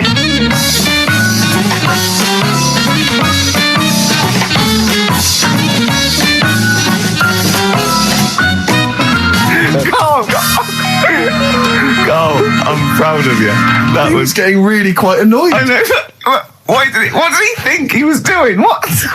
I don't know what you tell these people. I mean, you don't get their permission to play this out, do you?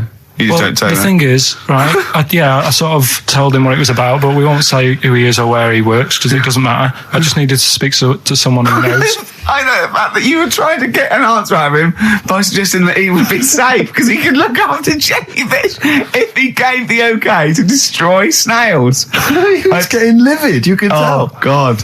Brilliant. So he's been around a long time, but what have they done? That was great, Carl. Play a record. Well done. Bit of Amy, man. Oh, I'm obsessed with this song, Red Vines. It's brilliant. When we were talking to Carl in the week, the thing we were talking to Carl is that you come up with something that's sort of like quite innocent, and he goes, once, right? And you realise that it's comedy dynamite. He doesn't know it, but we want to go save it. And he let out, you were filling in a form, weren't you? It was all like your girlfriend thinking you're a div. And it's happened before, isn't it? Because she came home and you'd filled out a form to get a job once, hadn't you? Yeah. What was that for? Granada Telly. And on it... Well, let Carl explain. Yeah. You see, this is what annoys me with job applications, because rather than just saying, do you want the job and what can you bring to this business? Yeah.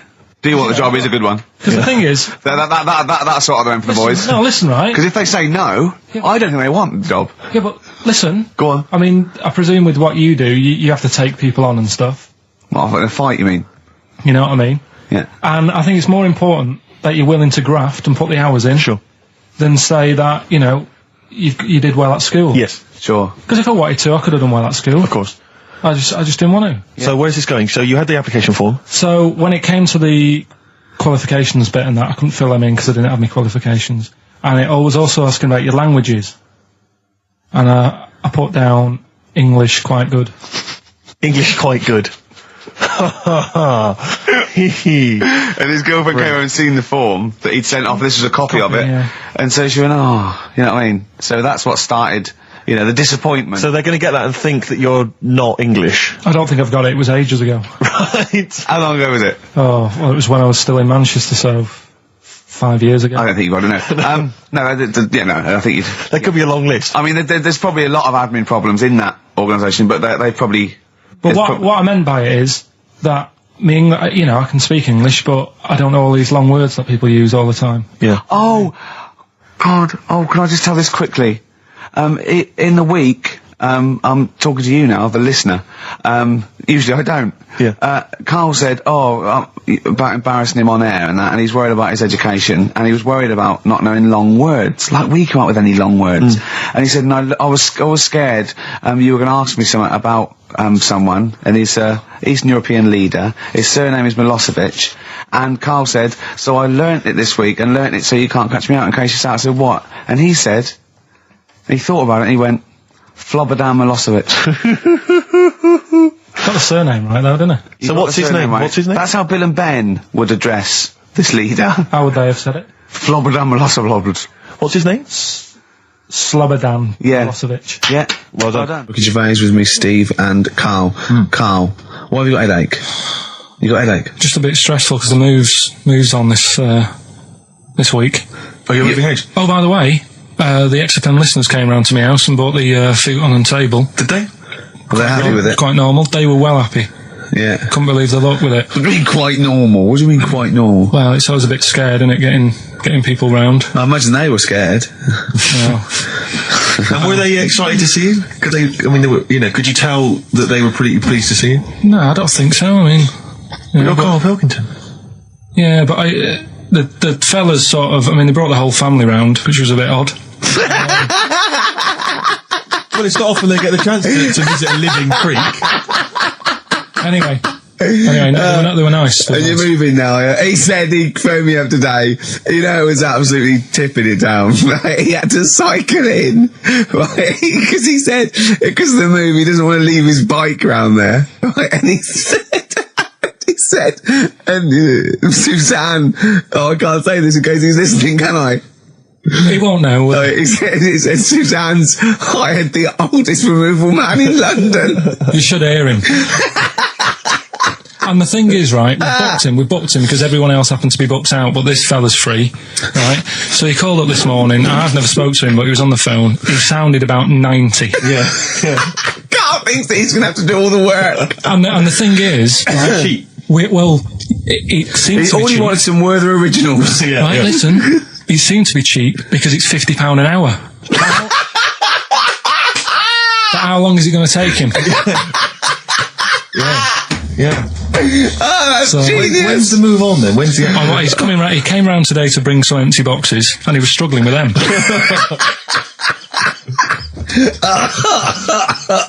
So it actually happens on Wednesday. Oh God. Anyway, so Rick, I noticed that you were laughing and almost had a heart attack. Doesn't bode well for the boxing match, does it? Cough at the moment, and I've had my Lemsip. Oh, that was great. That was very, very funny indeed. What a wonderful clip that was. I enjoyed it. Do you remember that? Yeah. Wow. A few weeks ago, wasn't it? I think it was last week. We'd have to have very, very bad memories not to remember that hilarious clip. I'd like to hear that again maybe in a couple of weeks' time when I'm away. Yes, absolutely. It's embarrassing, isn't it? And but the good thing is, on telly, I feel a bit guilty about putting out shoddy rubbish because I'm getting paid an awful lot. Yes. But here, I don't give a They can bleep that. They will do. And now it's Carl's bit. It's the re-education of Carl. He's like Liza Doolittle. And now he's coming to, or Lawnmower Man, if you've seen that film. More like Lawnmower Man, if you've seen the film. You know what I mean. And his homework was to just study quotes, really, on happiness and stuff and general well-being. He's not a big happiness quote fan, are you, Carl?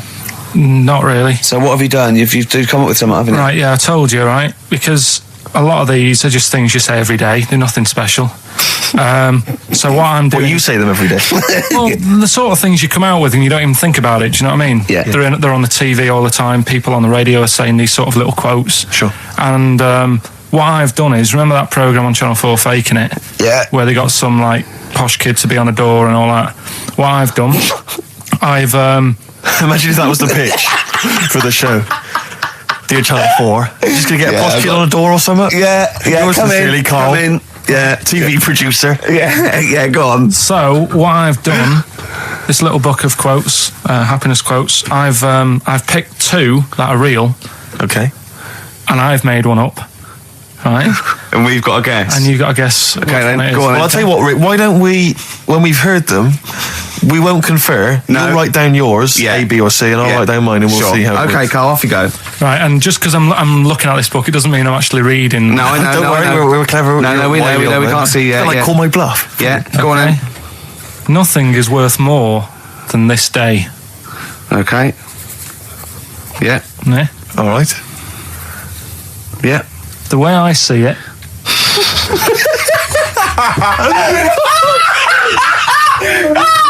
Oh God! My head's gonna burst. No, hang on. My head's gonna burst. No, Hang on. this might not be Carl's. Oh, it might not be. How do you know I haven't tweaked them a little bit? Yeah, good Okay, point. fair Good enough. point. No, good point. The way I see it, if you want the rainbow, you got to put up with the rain. Yeah. Okay. All right. All right, yeah. Okay. Hang on. It's not here. Come on. Cat food. Cat food, come on. It stinks a bit, but if you don't put up with the smell, the little kitten will die.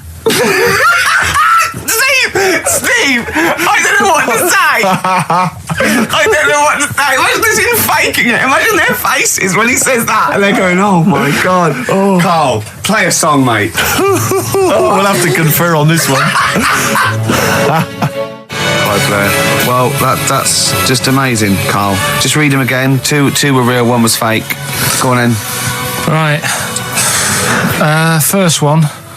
Nothing is worth more than this day. Excellent. Next one. What does that mean? Well, cherish now, cherish your time. Okay. Because you can't get it back, and you know that's the way I saw it. Carpe diem, whatever it is, seize the day and all that. Okay. If you want the rainbow, you've got to put up with the rain. Yeah, of course. Yeah, rough with the smooth. You know, it's not all plain sailing, but you know, rainbow's beautiful, but it comes because of the rain, which you might not like. So make the most of everything, and good. Cat food doesn't smell good, but if you don't put up with it, then the little kitten will die. Right, now, Carl, that is a good effort. Now, that one's yours. I mean, obviously, right? Right, no, but it's a good effort, right? I mean, it slipped seamlessly into the others. Yeah. Don't think it didn't. No, but it's good. I mean, we knew it was that one. But what I will say is, it's good, but what you don't know, maybe subconsciously, is, I mean, it's very similar to the putting up with the rain and the rainbow. But that's good. Why do you think that? Well, what does mine mean?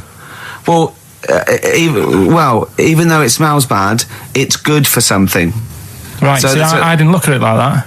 What did you look at? I kind of thought. Was yours more specifically about cat food, generally? Because normally it's an analogy. Yeah, or a metaphor for something, much bigger. Well, no, the way I mean, Dolly Parton, who I think did the rainbow rain thing, she wasn't specifically concerned about weather conditions. No. It was a sort of general idea. Yeah, It was all about life. Yeah. Well, that's what I've done. Go on. I've used an everyday thing. Yeah. And put it with today's problems, right? Go on. So, my girlfriend, she might like to go shopping for clothes. I hate it. Right. But because I love her, I put up with it. Ah, that's nice. Yeah? Yeah. So, you love that little kitten. You can't stand the smell of the stuff you got to feed it. But because you love it, you go, well, I'll put up with this just for a few minutes, and then I can squeeze its head later and give it a little. Sorry. Squeeze its little head. No, yeah. Well, that's just the thing that I do with cats. Put it in a bag and drown it in a lake. I can feed it and then I can throw it against the wall. Exactly. So you didn't see it like that, did you? No, that's very good. So it's about love, is it? It's about putting up with the bad things for something you love. Yeah. Well, that's nice. But Carl, you seem now to be convinced and rather smug that you've tricked us and that you've fooled us and that we didn't understand it. Well, I say that's your fault, not ours. No, it's not, though. I mean, look, that man in Forrest Gump, he was a bit of a nutter. And he came up with the life as a box of chocolates thing. Yeah. Now, if that was in this book, you say, oh, yeah, brilliant, good bit of work. But if he was sat here doing the show with you, you'd be taking the mickey out of him. Sometimes I feel he is. No, but Carl, I could. In fact, if people are out there, we're too lazy. Could you write down everything Carl's ever said? Because I think we could publish that. Yeah. He said one today. He saw my salamander. It's not a euphemism. He saw my salamander, and it's just sitting there in the tank. Your exotic pet. Yeah, and he's worried about there not being a lid on. And he said, I went, what were we about? He said, wow. He said it sits there for 24 hours a day, obviously planning to get out. Well, it's got nothing else on its mind, and it's the daft thing is, he has actually got the lid ripped up a little bit. And I'll be looking up there. Yeah. It's going to get out. But what's the worst that could happen? What's it thinking? What do you think it's thinking, this salamander? It's got its eye on the DVD player. I can have Ian be down the market. Well, it's like those people who, those cab drivers that you'll meet at sort of 3 a.m. who've just got a car and just went out with a car. Yeah. And just, I'll pick people up and charge them. Yeah. I got in one once. I said to him, the guy just pulled up. I said, he said, I was in like East London. I'm going back to North London. I said, going to Swiss Cottage. He went, sure, hop in. We set off. He went, do you know the way? I said, well, not really, no. I thought you know the way. You're in a cabbie. And he went, no, don't really know the way there. I said, have you got an A to Z? He went, no. I thought, well, if you're going to go out just on the, just winging it as a cab driver, two things, take a map and a torch. He didn't have either. He said, well, I'll probably get to Camden. I said, right, I'll direct you from there. Drove on for about 5 minutes, making conversation. About 5 minutes later, he went, do you know the way to Camden? I thought you knew the way to Camden. I don't really know the way. I thought you did. Oh. It was lewd. I mean, let me out. £4. Exactly. And that's, I don't know who's got that sort of time on their hands that they just think it's 3 a.m. I'm at a loose end. I think I'll go out doing a bit of cabbing. Wow. Yeah. Because your dad was a cabbie, wasn't it? Yeah, he was, couldn't stand it, but it's good money. He was he wasn't like a chancer though. What was he doing when he put that little Forrest Gump in a weedy bin? That was part of the cab company thing. They had to do like a charity event once a year, and he did it 1 year. Never asked him again. Tell us the story again. I'd rather not, because we got a few sort of complaints about it. Why? Why did you get complaints about it? Because he put a kid in a bin, and it's not the thing to do. So, but we could use it as a sort of sobering lesson for people. Yeah, tell it like a you shouldn't do it. No, but that's how I did it last time. But people still didn't like it. All the stuff I tell you, we don't take the mickey out of people on purpose. No. It's real life, isn't it? And that goes on in life. Yeah. My dad was saying that in hospital, though. Do you know how he was in hospital? Yeah. He did some jokes about old people and that. And he said, at the end of the day, if something makes you laugh, it's funny. And if it makes you laugh, you can't help laughing, can you? Do you know what I mean? So, what are you meant to do? And laughing's good for you. Yeah. So... But being laughed at isn't as good for you, is it? No, but there's probably more people laughing at one person. So if you balance it out, there's only one person who's upset and there's a bunch of people laughing. So it's genius. Give me an example of that. Give me an example. Well, for instance, Karl Pilkington as he talks and the people listening. Yeah. No, give me an example of I can't, because again, that's what I'm saying. I can't tell you the story because there might be someone out there who... This person might even be listening and think, I forgot about that and you brought it all back to me then.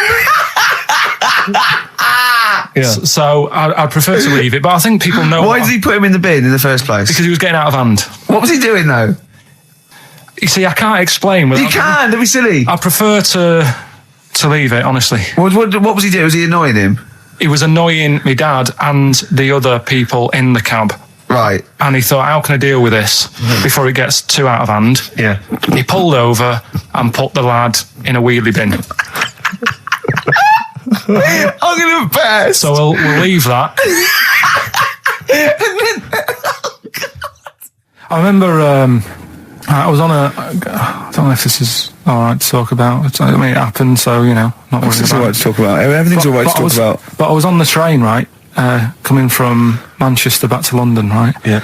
And got on it. It was like a Friday night, and it was heaving, like the last train is and all that, and absolutely chocker. Right? Yeah. So I'm walking through the carriages, thinking, is there any seats anyway? Anyway, everyone's like, it's heaving, right? It's people stood up in the doorways. You can't get in the toilet and all that.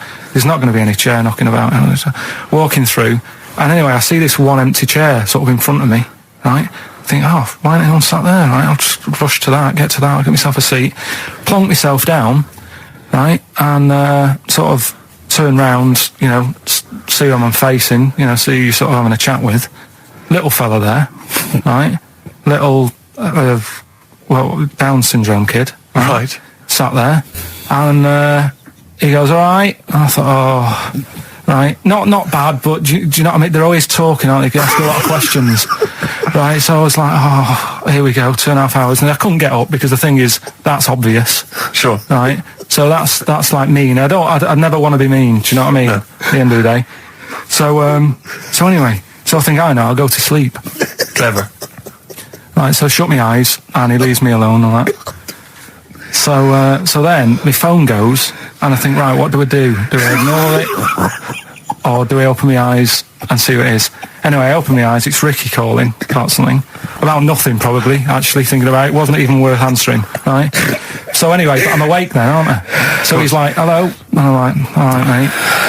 And he says, "You're muscly."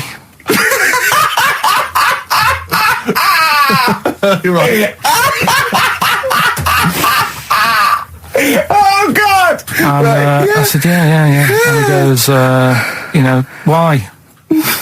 So I said, no, just am. It's again stressing me out because I was thinking, why am I muscly? I don't go to the gym.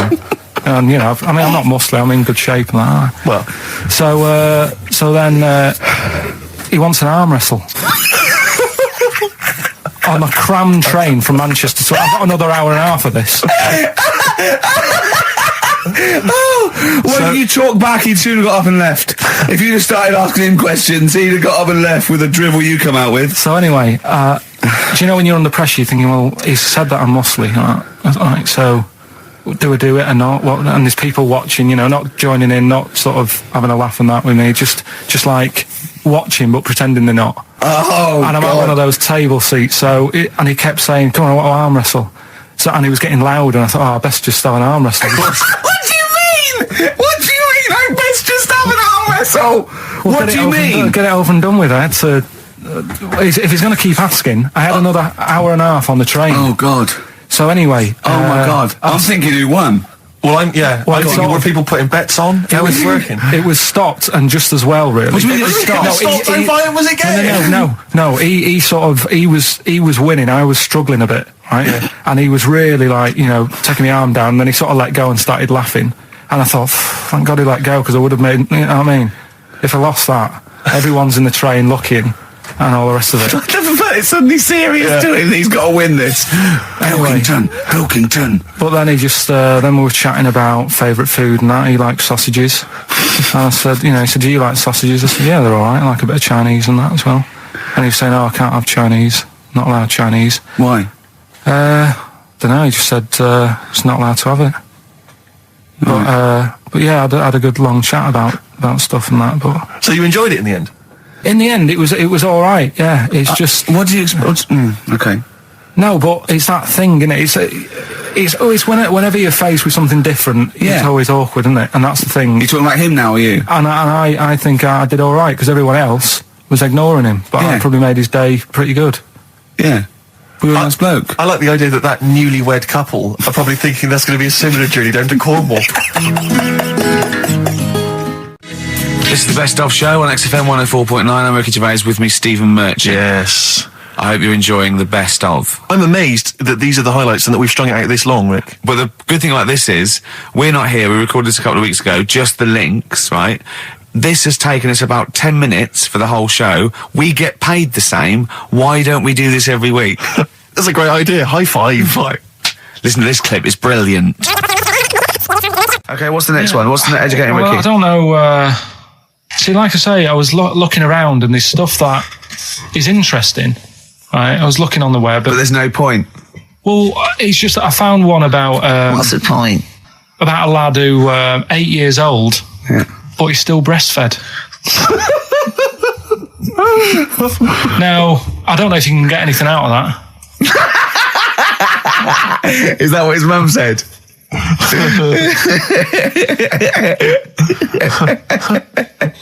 So, what do you mean I don't know if I can get anything out of that? You don't need to. No, it's just that, Where did you read that? That was on the internet.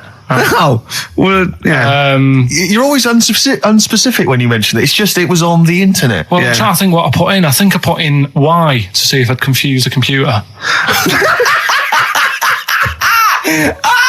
And then, Carl, you are... No, honestly. I did a search, put in why, and he came up with funny things that, like, why is this person doing that? Why is that? And it had a picture of this 8-year-old lad, sort of, on his mum's nipple.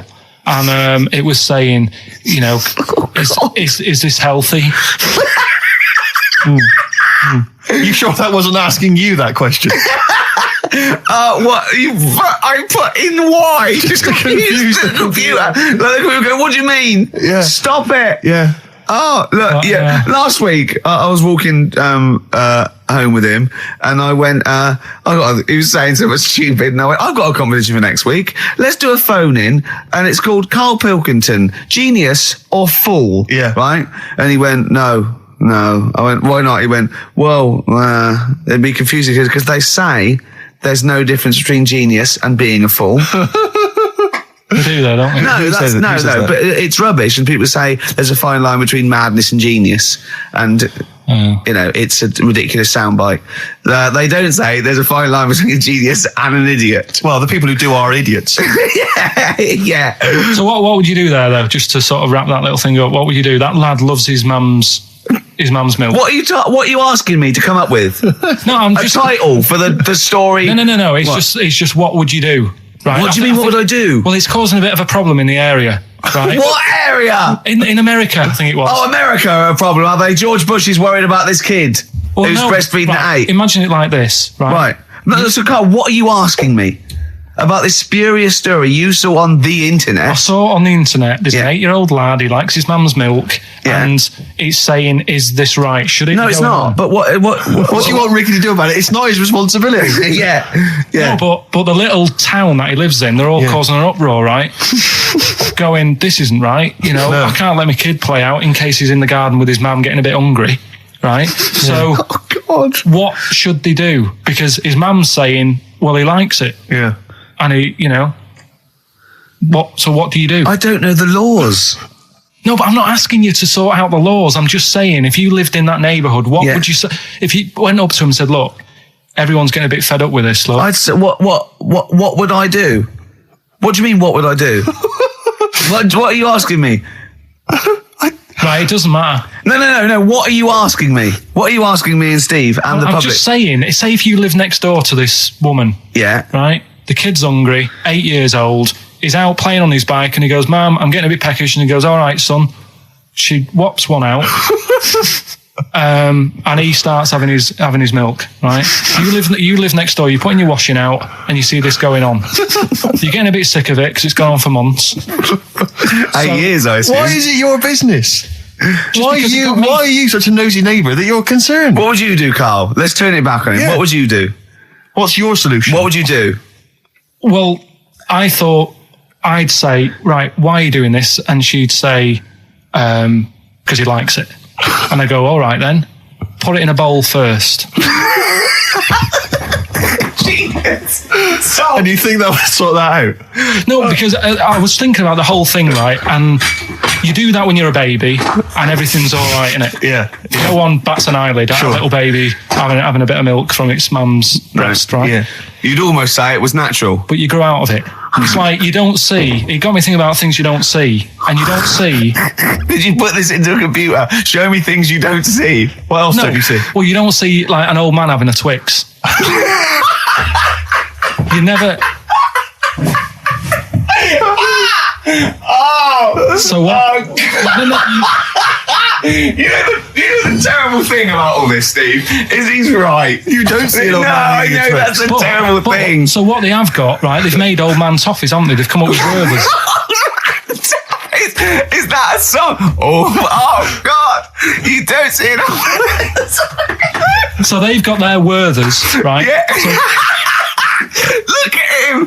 You think he's giving a lecture at Oxford? It's not going anywhere. No, go on. Sorry. Go on. I'm just saying. Right. You grow out of things. Yeah. And the old man, I'm sure when he was a kid, he'd have a Twix. Yeah. But now it doesn't look right. So he's having... It doesn't look right. So, I don't think Werther's originals were specially designed for old people. I think they were sweets that just happened to have been made for years. That's why old people eat them.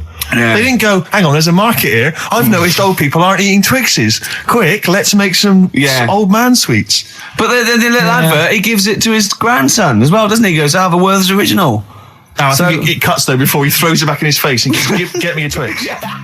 into films and that. It's just that I only, I've just got the 5 channels and flicking about, and I'm not impressed. I mean, I can understand why more people listen to radio and stuff. Yeah. Well, not this one, but go on. Well, when was it? When was the last time I sort of sat down and had time? Because I'm always busy doing stuff and that. Sure. Moaning takes up about 3 hours a day. When did Wimbledon finish? A couple of weeks ago.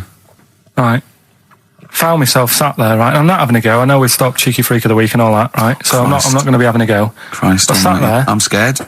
No, I'm not having a go. You've always got to remember that. Go on, just get on with it. Get on with it. I'll apologise after. I'm just saying, watching Wimbledon, it wasn't, one of the major games. It was little fellas in a wheelchair having a game. Little fellas in a wheelchair. Right.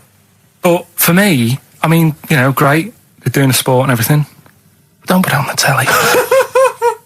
What was up with it? There wasn't like a rally going on. No, do you know what I mean? Do you know normally, Christ. like with the well, not Tim Enman, but with some of the other with some of the other players and that, they're playing for ages, aren't they? It's like, who's going to win this and that? Yeah. None of that. It was just like, hit it, net. Oh, Christ! Oh, God! I don't know what to do! And people were like sat there watching it as well when they've got other games going on in there. That's what I couldn't understand. If you've paid your money to get in, yeah. I mean, like I say, good on them if they. Do you know what I mean? But it would have been. And they all start first in the marathon. I just thought it would have, give them a game of swing ball or something. Yeah. You know what I mean? No, yeah, I understand. Oh, God. Yeah. There's never anything XFM in the community. Let's play a tune. Ricky Gervais. Don't put my name to this last link. Don't put my name to this last link. Ricky.Gervais, xfm.co.uk. Oh. Magic, Virgin, if you're listening, we are available probably sooner than we thought. Just check, because there are rules in place, aren't there? Yeah. There was a big bust up in the week. I'm only allowed to wind him up. I'm not allowed to wind him up socially now. I'm not allowed to. What am I not allowed to do socially? I think squeezing the head. Socially, has been crossed off. Right, okay, and I agreed to that because it got to a head where Carl was really upset and he was thinking of just giving it all in, weren't you? Yeah, yeah. Why was that? Because you were just winding me up too much. Yeah. I mean, do you want to bring it all up again? I don't mind. What was I doing? It was just. I mean, I should say now that there was a conversation where we were all sort of really walking on eggshells. It was frosty. It was a conference call, and Carl was on one end. And I'll tell you, I was very much a mediator. I was very much a UN mediator. What do you think of that? It was difficult to sort of keep it serious when I'm saying stuff like, "I'm sick of you putting a Burger King bag on my head." Do you know what I mean? Yeah. There's a part of me that's like, I can't believe we're doing this. What I like about it is that I'm laughing and going, well, I won't do that anymore. And he's going, you can still do it on air. And like today, I came in, I went to squeeze Eddie, went at 1 o'clock. I love those rules. Yeah. I love those rules. Well, between the hours of 1 and 3 on a Saturday, you can squeeze his hair, you can put a Burger King I can't wait. It's terrible. Oh, dear. That all started last week as well, really, because I got in a bit earlier to do an edit for you on some track that had swearing in it, right? Yeah. So I get in early, he comes in, first thing he does is go to sort of squeeze me head. And my reaction was, not now, do it later. As if it's all right to do it later. Yeah. So that's kind of what made me think this isn't normal. We should just point out, when we say squeezing your head, what exactly does that mean? I put my hand on the front. I do 2 experiments, right? Yeah. One is the side, because you can crush an egg sideways, so I think that's more dangerous. Right. And I actually put my elbows out, and I pressed like a vice, and I really go for it until it really hurts. And the front one it shouldn't hurt so much, if my experiment's right. I don't know. Well, it was all this that sort of, built up. Sure. And the research that you're doing there, Rick, is that going to be available online at some point? Well, that was the problem. That's what I was saying to him, because it kind of started last week. Well, it's been going on since we've known you. Yeah, really? Yeah, but I just upped it last week. It got out of hand a bit. I upped it to when I think it got to ahead on Thursday when I filmed it. That was it, yeah. That's right, I yeah. brought in the cameraman to film me torturing him, and there was some people from the 6th floor being shown round. Yeah, some management and that, showing probably clients round. You know, sort of, they've probably been on all the different floors, same what all the different radio I've seen stations Dr. do. Fox. This is XFM, the sort of this sort of noise going on. Yeah. You see them all look down. I'm saying, don't do that, right? Sure. They might want to spend a load of money. Yeah. Right? Yeah. And he's doing that. He's wrestling with me. He's filming it. So that's when I just thought, you know. Mad, isn't it? And then when we were having the argument on the phone, I was saying, you know, has this been some sort of experiment? Yeah. He did. He said that, and of course I lost it. Yeah. But it's all good now. Do you want to squeeze his head before we play the next record? I won't at the moment because we've got to get on. It's not right, and that annoyed me as well because I was trying to find out where he was going. I was filming him. I was going on waiting for Carl. He told Johnny he's meeting a mate at 6, which annoys me on 2 counts. And I'm just doing it to the camera, you know. So I'm gonna follow him and just turn up and go, all right, where you been? But then when I came in, he went, I'm meeting a mate, and he told me where it was. So I told him that spoils my fun. Of course. Because you'd want to just track him down. I don't want him to like it. Yeah. Which is pulled the rug under my carpet now that he's going to let me do. Do you know what I mean? It's just, it's a little bit annoying. This is the Best Of Show on XFM 104.9. I'm Ricky Gervais, with me Stephen Merchant. Yes. I hope you're enjoying the Best Of. Have you got some educating, Ricky, for me? Got some education. I need some education, Carl. I desperately need some education. I want to learn about Chinese kids that are born hairier than average. I want to hear about deaf girls that can hear after their mum hits their head against a wall. These are the things I need to know. I mean, I don't wish to be disrespectful. He doesn't look like a genius. He doesn't look like But then I don't know what a genius looks like. Exactly. So, Steve. you know, I don't want to be an Look at Einstein. Yeah. Yeah. His mum thought he was mental as a child. Where'd you get that information from? That was in the Einstein book. Well, it was in the Einstein book, then it's presumably true. Which Einstein book is that? His Theory of Relativity? The big book of Einstein stuff. Oh, yeah. Yeah, the big bumper book of Einstein stuff. It's for a coach trip, and you have to fill in E equals MC1 squared, 2 fish, or 3 hello, and then it's multiple choice, and you fill it. It's great. Did his mum think A, he was a genius, B, mental? Most people go for A, but it is in fact B. She thought he was mental at the age of 28. Oh, Carl, you never let me down. You never let me down. So have you got Educating Ricky for me? We've got Educating Ricky coming up. We've got Rockbusters. We've got Rockbusters. As seen and talked about in Heat. In Heat magazine. It's got really tough this week now. We're not messing about anymore. Right. Got some good prizes. Absolutely, yeah, we'll talk about those later. Because, I mean, was it last week that you had the classic? Was it, I can't remember, I'm paraphrasing, Carl, apologies. Something like, I'm here in Texas, I've fallen in a puddle, and my knee has got wet. Yeah. Wet Knee Houston. Whitney Houston. Yeah. Also, it was last week when there was a little bit of confusion over the one for Holly Valance. Right? Of course. I don't think it was confusion. I think it was your error. No, it wasn't. And it was Holy Valance, and you meant Pelmet. Then Becky, who called up that time and said, if you're getting mistaken with Pelmet, right, she sent me an email in a week saying, I've done a bit of research. Yeah. It was my fault. I've made an error. Yeah. It is a Valance. Okay. And I know about Valances. As I told you last week, at the very end, my auntie loves them. Yeah. Right? She makes them. She started off just like putting them on top of the sort of window around the curtain. And then she thought, I can do more with this. Yeah. And she had a little coffee table that had magazines underneath. And she said, I'm sick of seeing them magazines when I'm sat down. She sounds like a Pilkington. So... I'm sick of seeing them magazines when I sit down. So she put a Valance around the table. She just got Valance around everything now. Yeah. Then, next step, she tapes everything. She never actually watches telly. She tapes it all because she gets sick of listening to the adverts and that. Yeah. So she tapes everything. So she's got loads of videotapes and that. And the video used to get on her nerves. When she was watching a film, she'd see the clock changing. And it distracted her from the film. So she put a Valance around that. That's genius. Yeah. So, that is or is it mental? Only Mrs. Einstein can tell. I don't know. She's even made a little Jack Russell look like a hovercraft. Yeah. It's great. So everything's got a Valance. If you go round and you stand still for too long, the chances are she'll put a Valance around your head. Yeah. This is this is Auntie who? Auntie Nora. And this is the one that farted for 5 minutes. Lest our listeners forget. Farted for 5 minutes. Called his mum, saying I'm farting. 2 minutes into the fart. She said about 2.5 minutes in. Right. Okay. Right. The results of we ain't got a winner for the first time. Yes, we have. We've got loads of winners. No, we haven't. We've done this feature for 3 weeks. This is the first time I've managed to sort of. Well, let's go through them then. What have they got wrong? The first one. The first one. What was the first one? Well, hang on. Let's do them in reverse order for a second. So what's the last one? The last one. The clue was that bloke does sport on the telly and he's got a little kid. What's that? That's Destiny's Child. Des, who does ITV Sport, has got a tiny child, right? No, that's fine. They got that. Okay, Destiny's Child. What's the middle one? Right, the middle one. Right.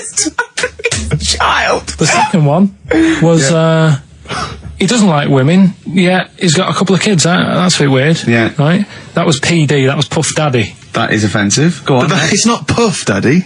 It's Puff Daddy, and he's not even called that anymore. He's called P Diddy. Well. Okay, fair enough. But they got that one. Yeah. And if I'm being tight, these lot are as well. Yeah. Tight means something in Manchester. Go on. Right. And the first one that they're having problems with, I don't think them birds should be allowed in this area. Got it. Boyzone. It's not Boyzone. What's the clue again? I don't think them birds should be allowed in this area. That is perfect. A boy zone. No birds. No women. No women, yeah, birds, right? A boy zone. Sorry, Carl. If that isn't the answer, their clue is better than yours. That is brilliant. What was yours? Boy zone, it works perfectly. What's your answer then? Bangles. I have no idea what that means. Like seagulls. So you don't want them in this area, so you're banning them. Bangles.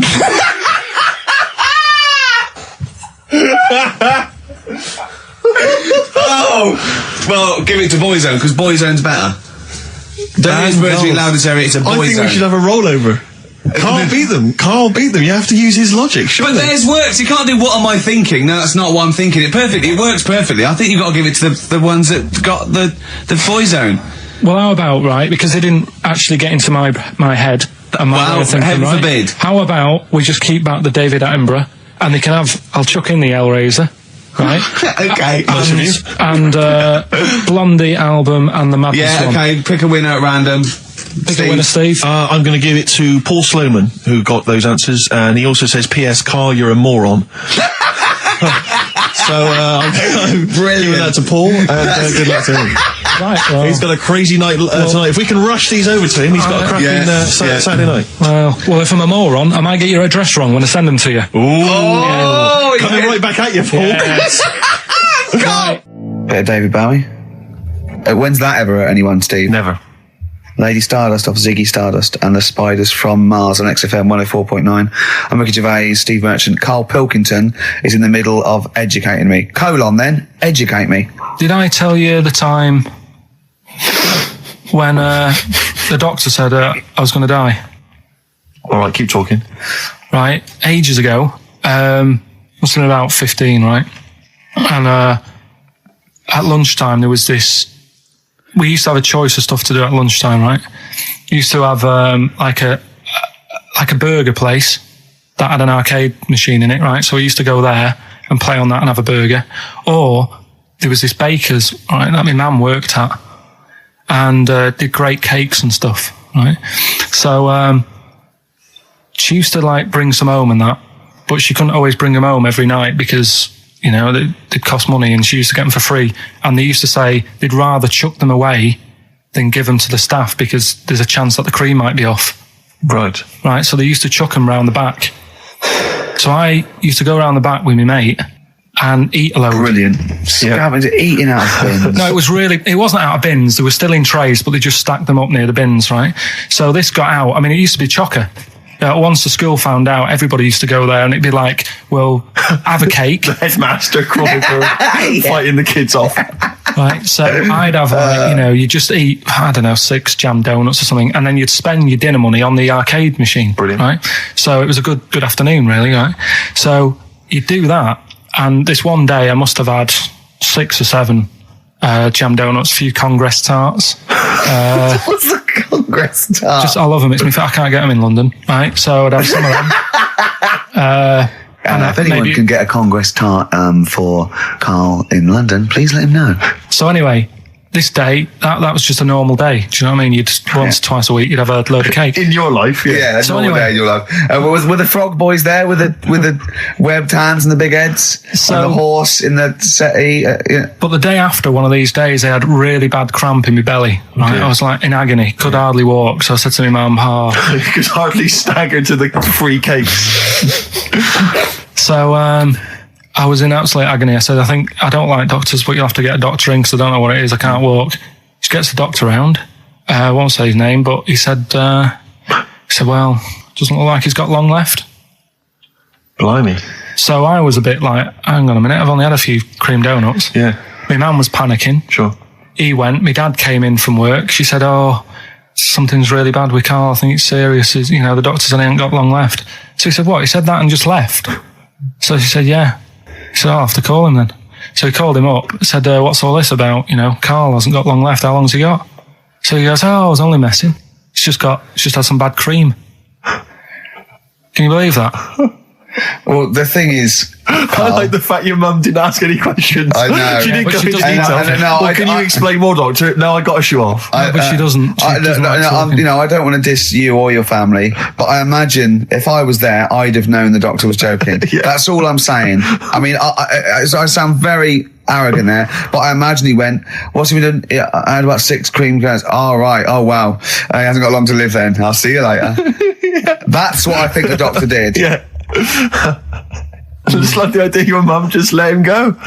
Yeah. Terrified, thinking, well, I'm not going to probe him. He's that's it then. Dad comes in. Hi, honey, I'm home. Anything happened? The doctor said Carl's going to die and then left. Did he? I'll call him. But anyway, that's why these sort of things fascinate me. 104.9 XFM. You all right? This is Karl, producer of Ricky Gervais and Steve Merchant. They're not about today. Ricky's on holiday. Steve couldn't be bothered. So I'm left here with all the DATs. That's a digital audio tape of all the shows they've done since they've been here over the last, year and a half or something. So we'll play you some of the best bits. All right, so here's the first bit. I've said in the past to you, Rick, that my grandparents, so I love them dearly, but it's like for the last 30 years, they've been waiting to die. I know, It's like they just sort of, it's like, the novelty wore off of life. Life in the 50s. Yeah, they got kind of bored of it. Life, in the 40s, it was brilliant. All sat around the old Joanna's, the bombs fell, singing. They loved that. The 50s, that was great as well, because that was the post-war years. It was, it was a bit tight in the pocket, but it was all right. Everyone pulled together. Then the 60s came along, all the crazy music, the funny hair. Let's stay in bed. Exactly. They basically stayed in bed. And it was one Christmas when my grandmother said to my dad, what do you like for Christmas? What do you fancy for Christmas? And this must have been, 20 years ago. She said, what do you fancy for Christmas, Ron? And he went, well, I could do with a nice big kind of warm winter overcoat. She said, don't worry about that. Don't worry about that, because your father will be dead soon. It's what you can have his. Meaning my granddad. Well, to be honest with you, my father's still waiting. Which is good news. Good news for my grandfather. Less good news for my dad. He's freezing. He's freezing. He finds out, how is he today? He's fine. Okay. Oh, I'm freezing. It is such a weird mindset, that. I think that to me is what sums up people from that older generation, the 40s and 50s. And it seems to me that you've got that kind of mindset. It's like you were born in the 30s. And whenever you talk of your childhood, it's like you had like a big potato to take to school. And a hoop and a stick is a Christmas gift. The other thing is, I think that that sort of generation, it seems that the man is dependent on the woman. There's a total dependence. Oh, absolutely. If she dies, he's done. Yes. He's done for. It just pine away. If he dies, she's got 30 years of pottering. Absolutely, yeah. Do you know what I mean? And going to the youth club and the church. I know what you mean, yeah. It's sort of like that. It's sad. Of course, it's sad for them, but it's not the end of their life. No, sure. And it sort of is the other way around. I don't know why that is. Yeah. It's terrible. That's a little melancholy thought for. I know. I've really brought it. You brought it down. You've brought it down. I've brought it. This isn't a nice show at all. This is terrible. Well, we're gonna have people just killing themselves. What? Right, you ready then? So, just in case you haven't heard it before, I'll give you some initials of a band or an artist. We're not doing Rockbusters now, are we? Yeah, I thought, well, we've just... we keep that going. Then we got... I love educating Ricky. That's my favourite thing now.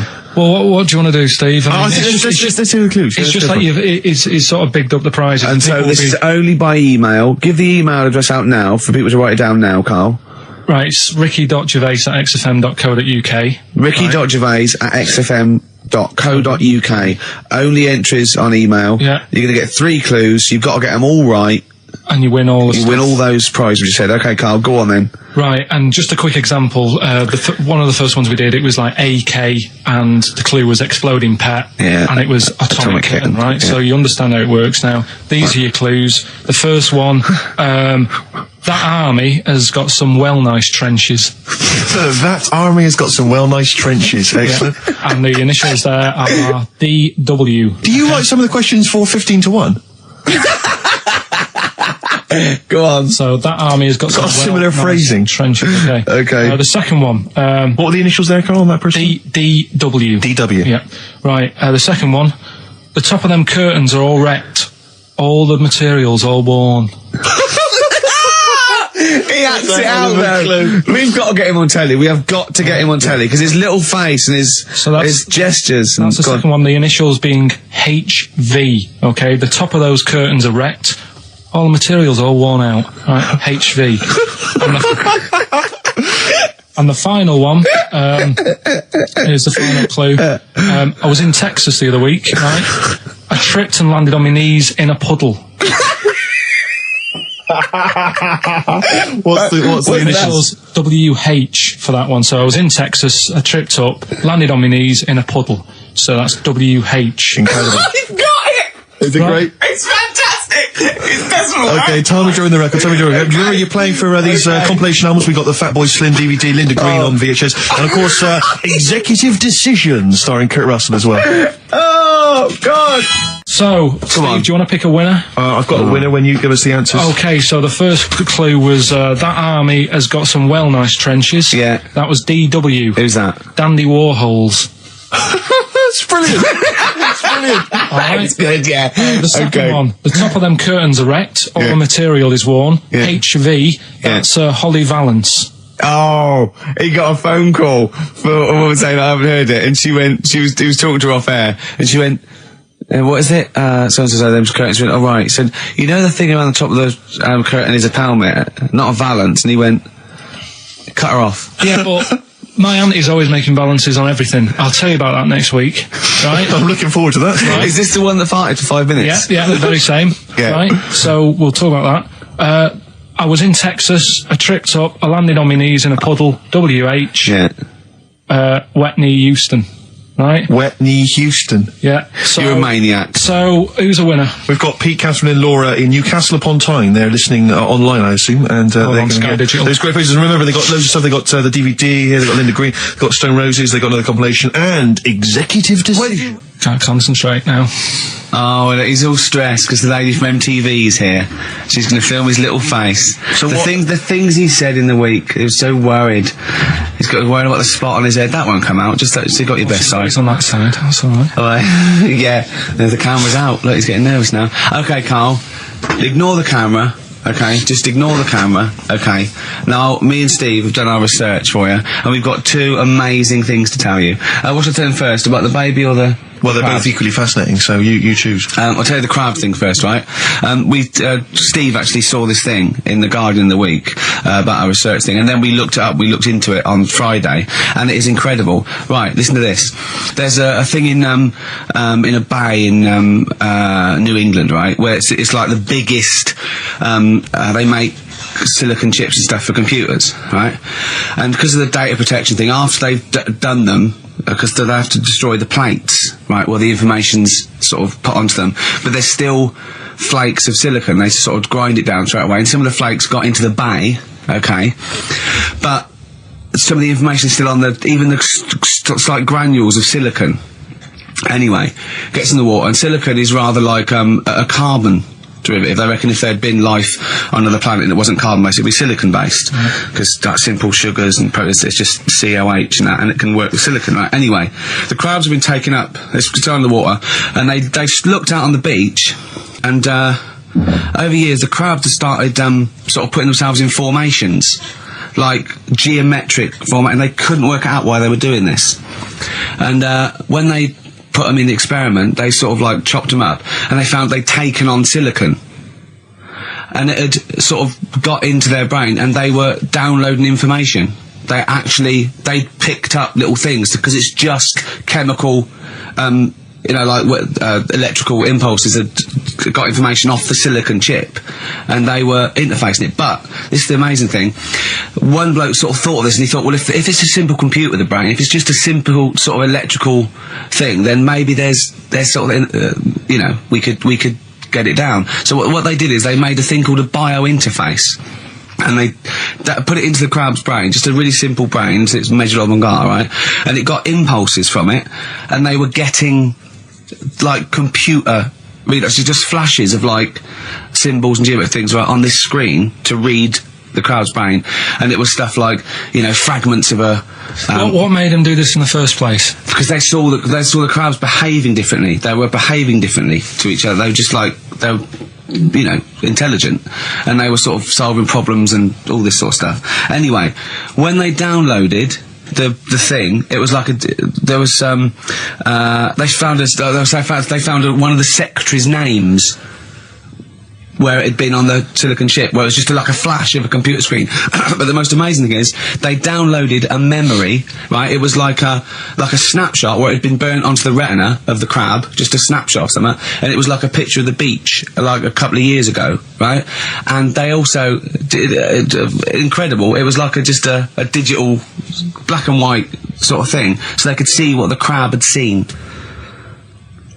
Amazing. Jeez. Amazing. So intelligent crabs. What are they doing with them now? Super brain. Well, they think this is the upshot. They think they could use it as spy crabs because they could get these crabs. Also, the other thing is, as generations went on, right? So they put a crab in the sea or something, right?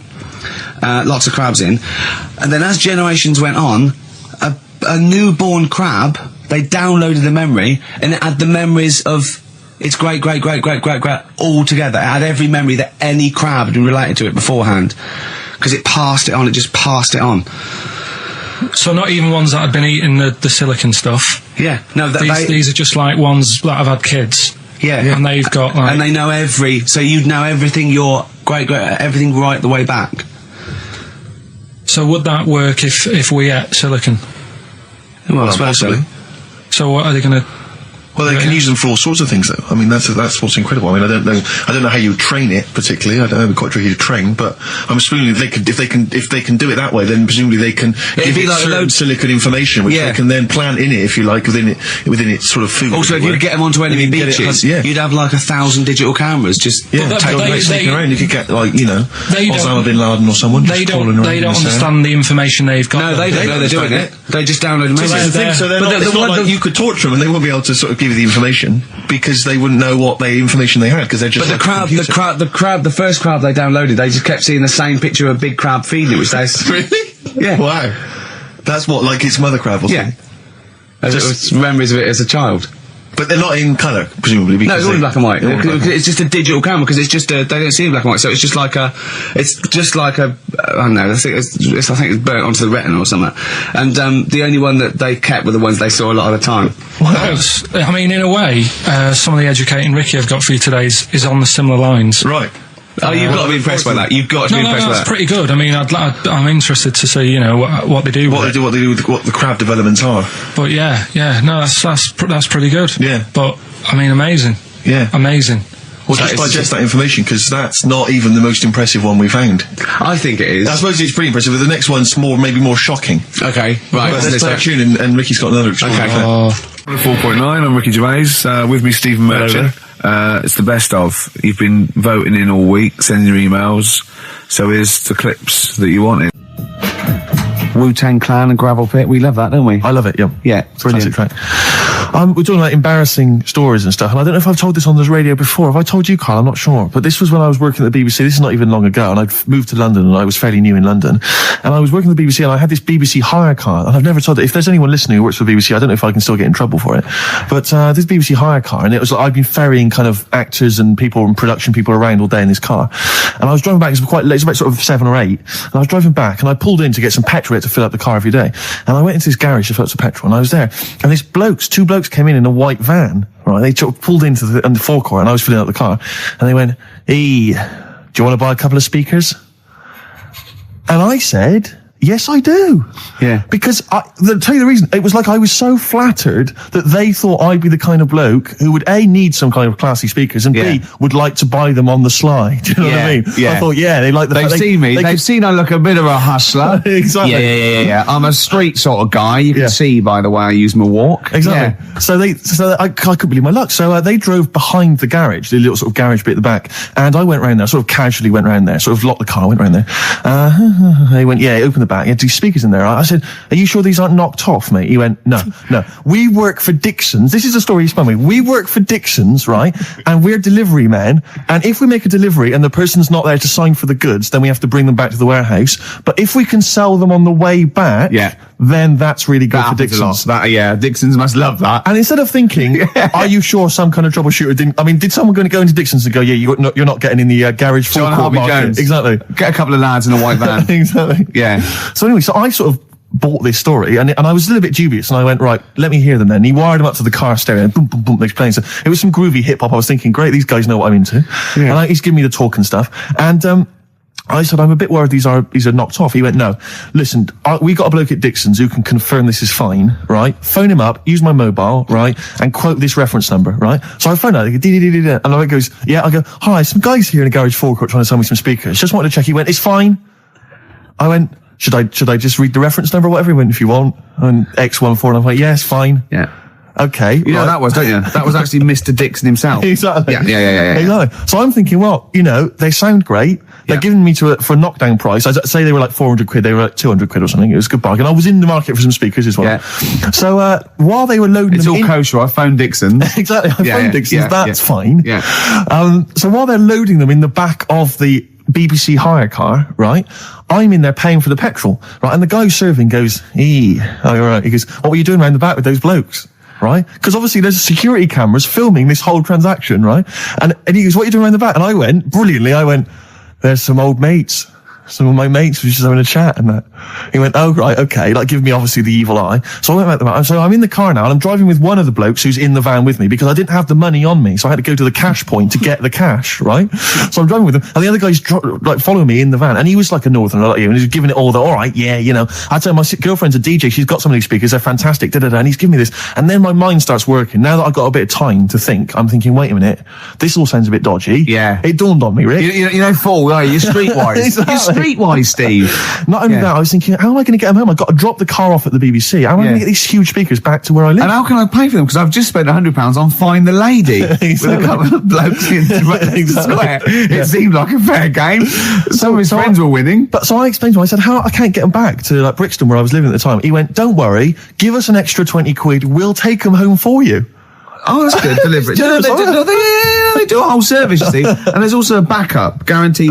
Did they have the guarantee, the 3-month guarantee? They didn't. No. But I said, I'm not sure about that. He went, well, why don't you put them in a cab, send them back, and your housemates can collect it? I was like, oh, no, there'd be no one in. And I was beginning to sort of get a bit conscious of like, maybe this was a bit of a scam after all. So I pulled into like a little side road. I said, I'm not sure I'm into this now, actually. He went, what are you talking about? It's 200 quid for a pair of speakers. It's a bargain. You never get a bargain like this, mate. I'm going, not too sure, actually. I don't think I want them. He went, 150 quid, mate. 150 quid. I went, no, he's 100 quid now to you. And I'm thinking, wait a minute, this doesn't sound like the kind of work that Dixon's would be doing. Dixon's don't do that when I go in. This is it.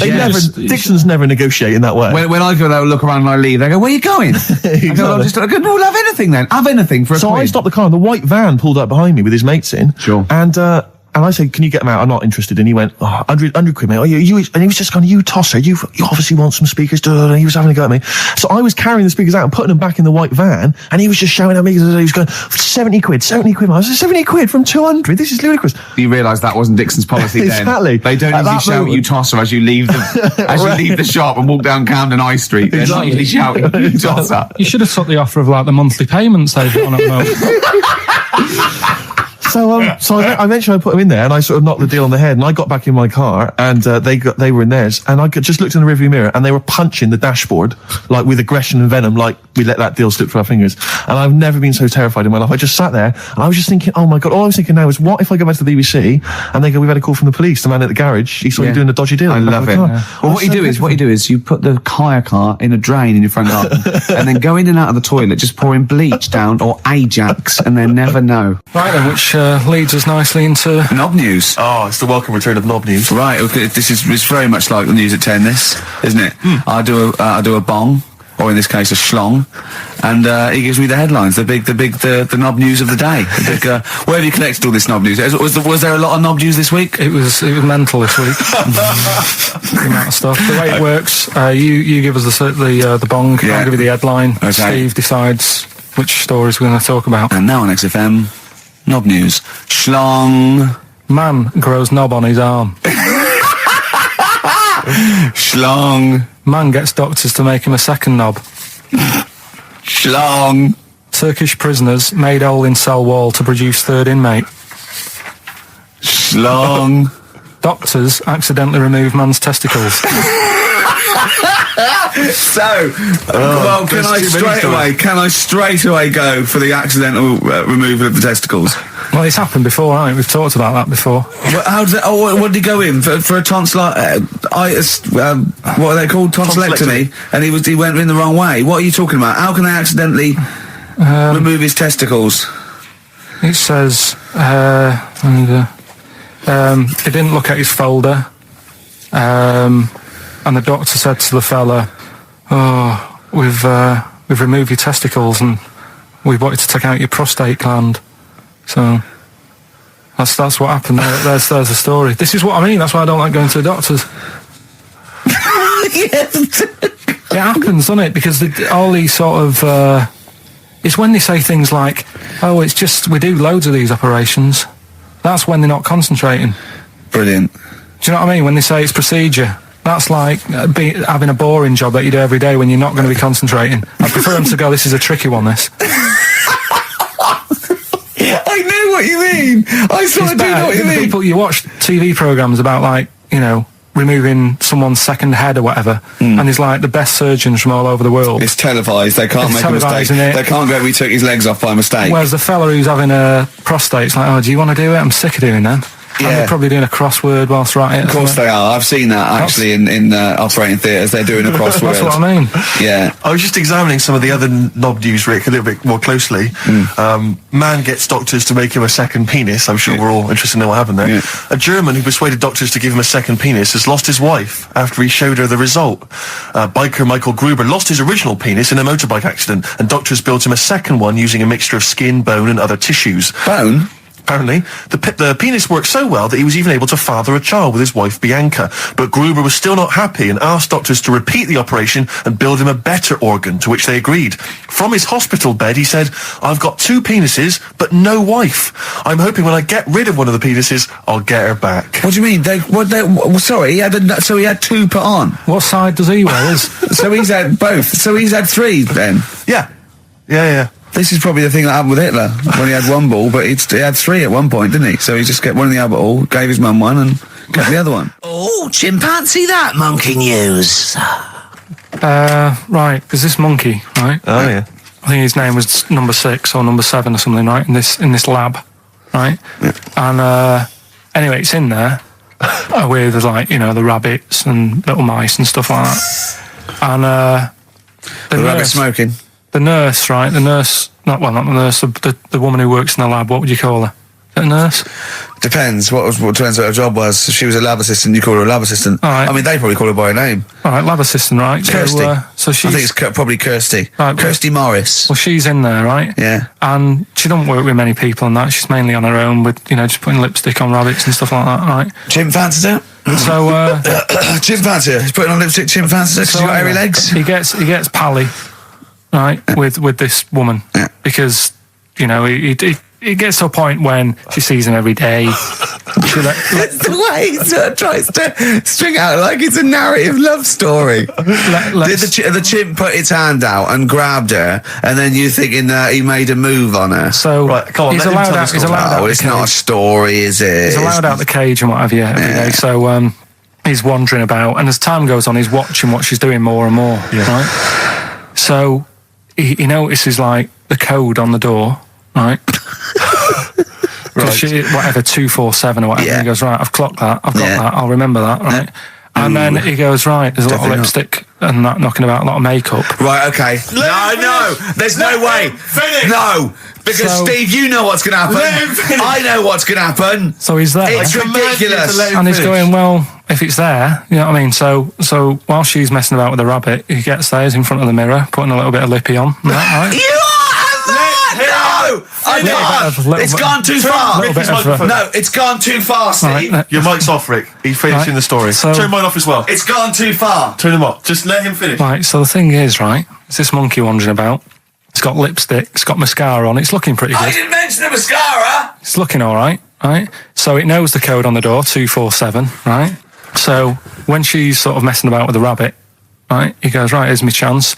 He's looking good, 247, out the door, through the reception man's there. He's like, all right, Kirsty, right? Don't talk shit! I Feel Free from Cream, that's pretty much the last track, isn't it, guys? I imagine on XFM 104.9. Well, I mean, yeah, I've got nothing to say after that ridiculous story. I mean, that's worse than the bank robbery to me. Yeah. That he clocks out, and the bloke on the desk. All right, Kirsty. Oh, you're 2 foot shorter and hairy. She wasn't a looker anyway. So.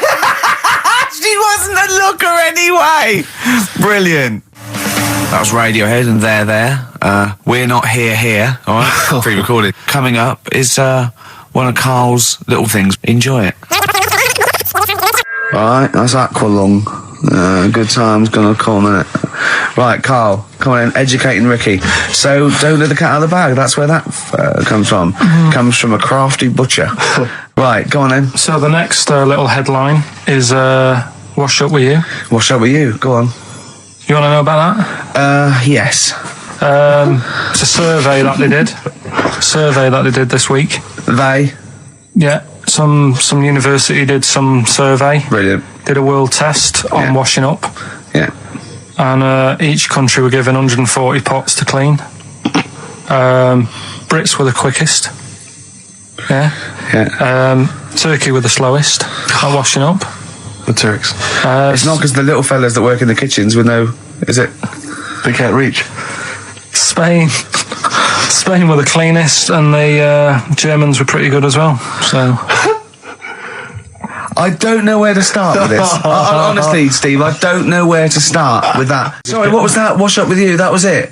But was that it? Survey of washing pots and pans. I didn't understand. You said Italy were the cleanest. No, Spain. No, Brits were the quickest. Yeah. We were the quickest, but Italy was the Spain was the cleanest. Turkey were the slowest. Yeah. Spain were the cleanest. But why weren't we clean then? Because we were washing up. Why were we not paying attention to the... We did it rubbish. We did it quick. We did it quickly, but I don't understand what it was being rated on. Who was doing it? Was it Annette Newman or Ainsley Harriott? She's quick. Both of them are quick. Yeah. Well, they've got like kind of loads of slaves that do it for them. Did we use fairy liquid?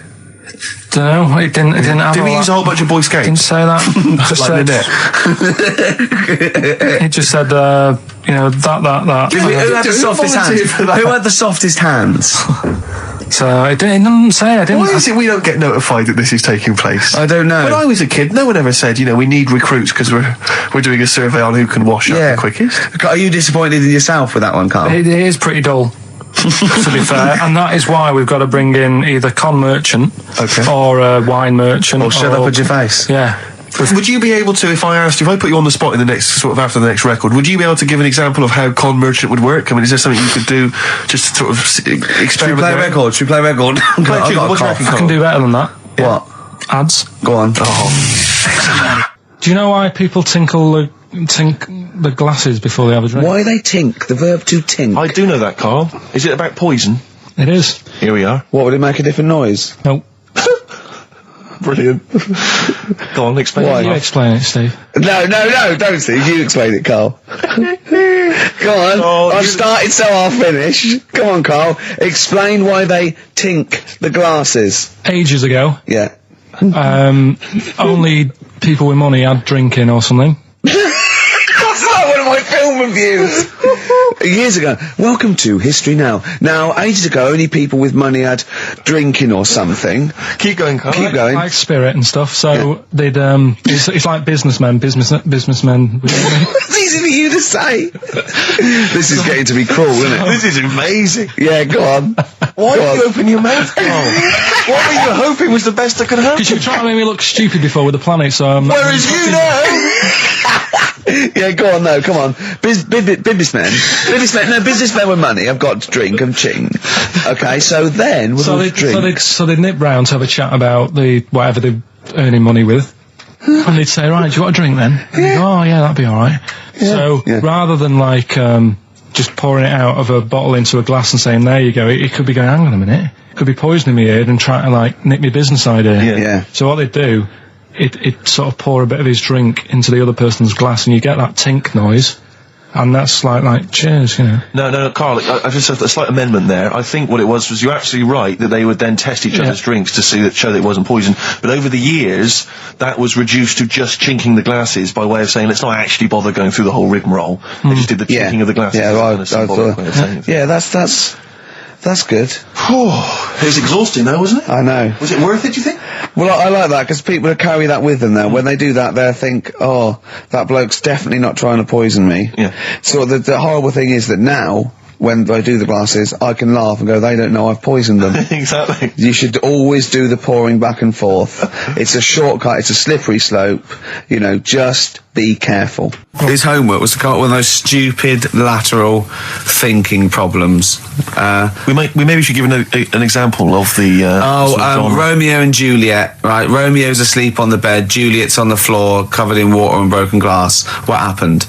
And you ask all these stupid questions, and it's... Romeo's a cat and Juliet's a goldfish. Again, awful. What am I thinking? Yeah. Yeah, go on then, Carl. Right, yeah. There's a bloke lying on the floor, right? He's cut his head, blood's coming out of his head, and all his mates come running up, and they're all stood round him. Yeah. And they don't take their hats off as a mark of respect. That is outrageous. Why didn't they take their hats off? I'm laughing, but it's probably as good as the real absolutely. ones. A bloke's fallen with his... Yeah. He's lying on the floor. Yeah. He's dead. Yeah. His mates come running up. Was it important that his head was cut? I don't know. I mean, would it have been okay if he'd have been wearing a hat? He wouldn't have been dead if he was wearing a hat. What's your answer? No, you're meant to answer questions. You don't just go, what's your answer? You say, where's the turn? So you go, no, and I have to guess. It's obviously like sort of a motorcycle stunt team or a parachute. Why didn't they take their hats off? Because they're probably still on the motorbikes or something, or... Well, yeah, but if you mark a respect to someone, you could take your helmet off. Getting angry. What? They're parachutists. Why can't they take their helmets off? Because they're coming down from the sky. But he's on the floor dead. Well, they can look down and see him on the floor. Are they on the floor, Carl? They're on the floor as well. They're walking, are they? Yeah, well, they sort of stood there looking at him. They're stood there. Yeah. They're stood on the floor looking at him. They're soldiers. Why? But why? Because it might be in a battle zone. They might have their helmets on, and he's been shot in the head. No. Well, that does work. You see, this is my point. That one works. That one works. Unless you give us a piece of information where that doesn't work. What's the difference? Why is yours different to he's been shot in the head in the trenches and they're looking at him and they keep their helmets on? I just don't think it matters as much. If they're in the trench, they're already guarded a little bit, so they could take their hats off. It's the best mate, for God's sake. Okay, he's dwelling on this. Are they normal hats? What kind of hats are they? The answer. No, don't get ratty.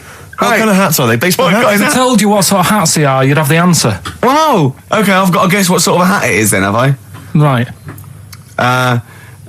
Is it a trilby? No. Is it a bowler? I know what it is. What? They're spacemen. No. Oh, that's a good one. That one works as well. This is my point. I like that one a lot. It works. He's fallen on the moon, and not that the moon happened. It was set up, wasn't it, in the studio? We know that, yeah. Okay, Carl, what's your answer? Builders on a building site. Why is that different to soldiers? Because bricks don't fall in wars. But bullets fly! Right. Let's play a record and we'll come back to it, Carl, while you think about what you've done. Oh, yeah. You've embarrassed Let's play some classic Suede. Yeah, and this is for David and Kieran, I think, who wanted a bit of Butler. That was Jane's Addiction. This is the Best Of Show on XFM 104.9. I'm Ricky Gervais, with me Stephen Merchant. Yes. This was a clip show. We recorded this a couple of weeks ago. I hope you had a Merry Christmas. It's not over yet, because tonight at 9:50 is the second part of The Office Christmas specials. It's brilliant. Watch it, and we'll be back next week live. I'm Ricky Gervais, with me Stephen Merchant. Bye. Have a great new year. But if you want, I'll pay for you to take history again. Carl, we'd love to see you get a C or above. And Well, we're I'll willing pay to... for you, and I'll get you some books. Right, now listen. We can, let's get, I reckon, when are the exams? June? Something like that, yeah. We'll try and register next week, and I reckon you can get an A or B in history. I'm In busy. history. No, don't worry about it, it's just easy. I get you Brody's notes. If Heat magazine, they love you, Carl. They could probably sort something out. They could probably pay for a tutor. They got a lot of money, they sell a lot of magazines. I mean, it is always, almost always, and you found that out, I discovered this, it's always the Tudors and Stuarts. There's no fear for them not coming up. Now, what do you already know about them? You must already know stuff about Henry VIII and Elizabeth. No, because it's too long ago to even get interested in. Do you know what I mean? You can't. Is that why you relate didn't- to it. Okay. The Anderson thing, it was like, God, you know, I bet my mum and dad were in an Anderson shelter. You know, this is interesting. What, when they- Oh, my granddad would have, like, had something to do with this. But the Tudors, it's like, I don't know even if they had a family back then. Play a record, if we come back Hang to on, this. hang on. because I need to introduce my the new feature. Yeah, For the I record. don't know if I had a family back then. Carl, You're a listen, let me genius, just Carl. ask you now, right? If you can finish this sentence, we've got a chance. Divorced, beheaded, died. Divorced, beheaded. Died. What is it? We just need to do a little bit of work, but otherwise I think you're going to be fine. It's how you remember what happened to Henry VIII's wives. They're little... Divorced, beheaded, died. Divorced, beheaded. It's like spam. Support... What's it? Support, protection, anchorage, movement. That's how You're going to that's nothing to do with the Tudors No, and that's to Stuarts. do with the skeleton. Yeah, see, no, we're not doing biology. Mnemonics and acronyms. What happened to Henry VIII's last wife? Did she die, or did she not die? Divorced, beheaded, died. Divorced, beheaded. Do you know that the only king that has got a moustache is... No. The only king that hasn't got a moustache is the King of Hearts on the playing cards. Carl is genuinely... I don't know if he's actually upset or embarrassed, but it doesn't matter. Why does it matter? You were 15 and didn't go to school. If you were my friends, I think you would have just said, oh, we can't find them. Why? But you just What's matter, that though. to do with that? Well, what do you mean? What do you mean? It's ridiculous. Do it again because you want to learn, because there's great things in the world to learn about. Don't worry. The GCSE is vocational. Is vocationally for a 15, 16-year-old to go on to do A-levels or whatever, or to get results. But you don't need that because you've done very well. You don't care about the Tudors and the Stuarts. I mean, you know. I mean, I've had a couple of jobs, not this one, because you don't need qualifications to get a job. Obviously. In the radio. Obviously. You're absolutely right. But Yeah. the ones that I have got in the past, I did, because I didn't collect them, I had to lie. And I didn't like go mad. I didn't say I had A's and stuff. But I didn't put history down because I didn't even know I did it. So it's a bonus. I kind of treated myself to like a D and a couple of C's and that, so it's like, well, he's not... I love the fact that Carl even then was honourable. It's like, I'll at least put down the ones I think I took and lie, but the ones I didn't take, I won't lie about. Yeah, and don't give yourself a B. If they're going to find out you lied, give yourself a B next time, It could Carl. backfire, couldn't it? I mean, my brother's a bit mental, and he used to do things like go for jobs and say, oh yeah, I've done this before, like being a mechanic, and he's never even picked up a spanner, and yet he'd have the confidence to go and try and fix cars. Well, I'm not that daft, but God, and he... Who do you blame for this? That's just an easy way out. I have to blame myself. No? Yeah. What was the teacher like? Well, there's loads of different ones. I didn't like... I mean, the history teacher, it is my own fault, because with her, she's a bit mental, and I used to kind of stop the lesson by saying, oh, miss, tell us about your fireplace you've got that is made from a gravestone.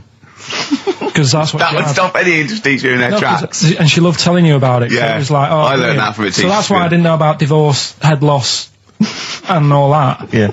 Dandruff legs. Horse, head loss, dandruff legs. But remember now, divorced, beheaded, died. Divorced, beheaded, survived. That's all you got to remember. And what's that? That's what happened to Henry VIII's various wives. In order. What does it spell out? No, it doesn't spell out anything. You just got to remember the rhythm. In order in which he married. Yeah, but it helps. It's like when my mum taught me the alphabet. She taught me as like a song. A, B, C, D, E, F, G. Yeah, constantly. No, not like that. Huh. That's how everyone else could do it, and I couldn't do it that way. Right. What tune did she do it to? It was A, B, C, D, E, F, G, H, I, J, K, L, M, N, O, P, Q, R, S, T, U, V, W, X, Y, Z. I feel like, it feels like Christmas Day. What, you didn't get the gift you wanted? Yeah, do you know that, like, anticlimax? Yeah. When, you've been looking forward to it for so long. Yeah, you know. Well, I mean, I knew you were looking forward to it. That's why it took you 14 years to get the result, and then it was 2 other people that got them for you. Do you wish that we hadn't done it? No. It's alright. It's alright, isn't it? What's your girlfriend going to say? I don't think I'll see her again. She likes a man who knows about the Tudors and Stuarts, does she? Yeah, first Gladiator, then the... Yeah, you've been bluffing. Whenever she said, where did you go to Stuarts? You go, good. Like, lots of things, but look, there's a bird. What happened to Henry VIII's last wife? Oh, I wouldn't... oh, yeah. Oh, look, Friends is on telly. Friends is on. No, I just changed the subject by saying things like, you know, about the only king in a pack of cards. That threw off the scent. That threw us off the scent. That wouldn't fool an invigilator, would it? That's the thing. You can't use that one with an exam board. I'm always looking at stuff. I was looking at stuff this morning because of Yoragella last night. eating all that funny food and that, and also they all got a bit scared last night, didn't they, with a snake? I didn't see that. So is this I'm a Celebrity, Get Me Out of Here? Yeah, he got all worried about a snake getting on the sort of wandering about in between the sleeping bags and stuff. Yeah. And they were all scared, and it's so easy. Leave it with me. Sorry, the doctor says, leave it with me. Leave it with me. Well, they were all scared because there's a snake, and it's so easy to find stuff out. Before they, where are they? Where is this jungle? Australia, right. I think. Before they went, give it half an hour on the internet. I found out with snakes, you don't need to worry, right? They're deaf, they haven't got any ears. Right. So as long as you're really quiet, it'll probably leave you alone. Yep. And also, they don't have eyelids. So they were suggesting if one's coming towards you, just like kick sand in its eyes. Because it can't blink, and it leaves it a bit like annoyed, and it wanders off. But they didn't do any research before they went. Yeah. And that's, I think your knowledge would hold you in good stead. I don't think you need to know any more than you know. You've done maths, you think? Yeah. Did no revision for that? No. Okay. English, do you remember what it was? Did they ask you about Shakespeare? Did they ask you about books? I remember, but I must have done it because I thought that was... It was English language, not English literature, wasn't it? So it was like... spelling and all So was it like a comprehension? You read a passage and had to ask questions on it? Was it... did you have to write a short essay? I don't know, I can't remember any of that. Okay. I did a science. Okay, physics or chemistry? Physics. All right, well done. And this is all you think? You actually took that? You actually took physics GCSE, you think? You're obliged to do a language, I think. Did you do French? I did French for a bit. I don't think you are. I don't think you have to do a language. I think you have a GCSE, I think you've got to. Well, English quite good. I think that's his language he did. So you don't know about language? History? Geography? Just what you will find out, won't we? Okay. But you just can't remember. I can't believe you can't remember turning up for these things, because it's quite a big moment in people's lives. It is the thing that you've been working to all of your educational life. On the day that the things came out, I was working as a printer. Okay. And it was a really busy day. A lot of spelling mistakes that It was day, a really that busy paper, day, so you're bound to forget. Yeah. No, but I had to use gold ink that day. Oh. And it's, yeah, I mean, you're not a printer, so you don't know. No, that's the biggie, innit? But it's tough, you've got to really get your rollers clean. Carl, play a record, mate, and good luck with the exam results. Hopefully we'll have them for you by next week. It's time to give Carl... You're actually nervous. I'm a little bit nervous. Just to recap, Carl is 30 this year. He never went to get his results of his GCSEs. So myself and Steve took upon ourselves to phone his school, track them down, and we actually got your results. What did you think you took? Did English. Right. Maths. Yeah. Art. Right. And I think I did physics. Okay. Well, you didn't do any of them. Eh? You didn't do any of them. You didn't register. You registered for one exam and took one exam and got results for one exam. So I don't know what you thought you were turning up to, or you weren't registered, or you didn't. You're familiar with the notion of registering for an exam. You have to kind of officially register in order to be eligible. What do you mean, register? I turned up for a couple. Yeah, you can't just show up. You have to register for them. You have to pay this because it costs the school money, so they have had to have paid for you if they thought you were going to pass. You can't just turn up on the day and ask for some paper at the front. I never got a letter telling me that.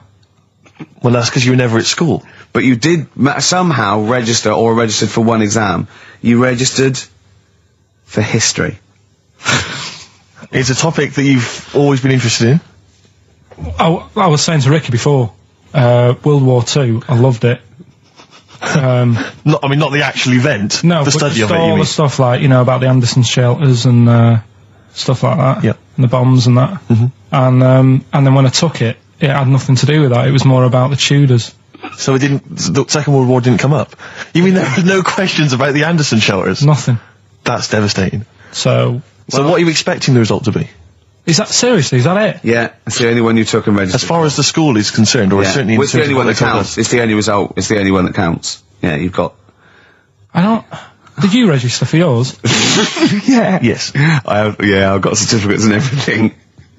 So what, do you do that before the exam? Do you have to go somewhere and sign something, or...? Yeah, you don't check your results and then decide if you want to register. It's not like Millionaire, when you look at the question and go, I think I'll take the money. Yeah. You go... No. But anyway, you must have registered for one, or maybe your teacher put you in for Well, I didn't do it. They must have been confident. They must have been confident. They must have thought your best bet was history. Right, so... What did they get? You got an E. Which I think, technically, is a pass. E? It's a bad pass, but there's F, and there's you're not going to be doing a PhD.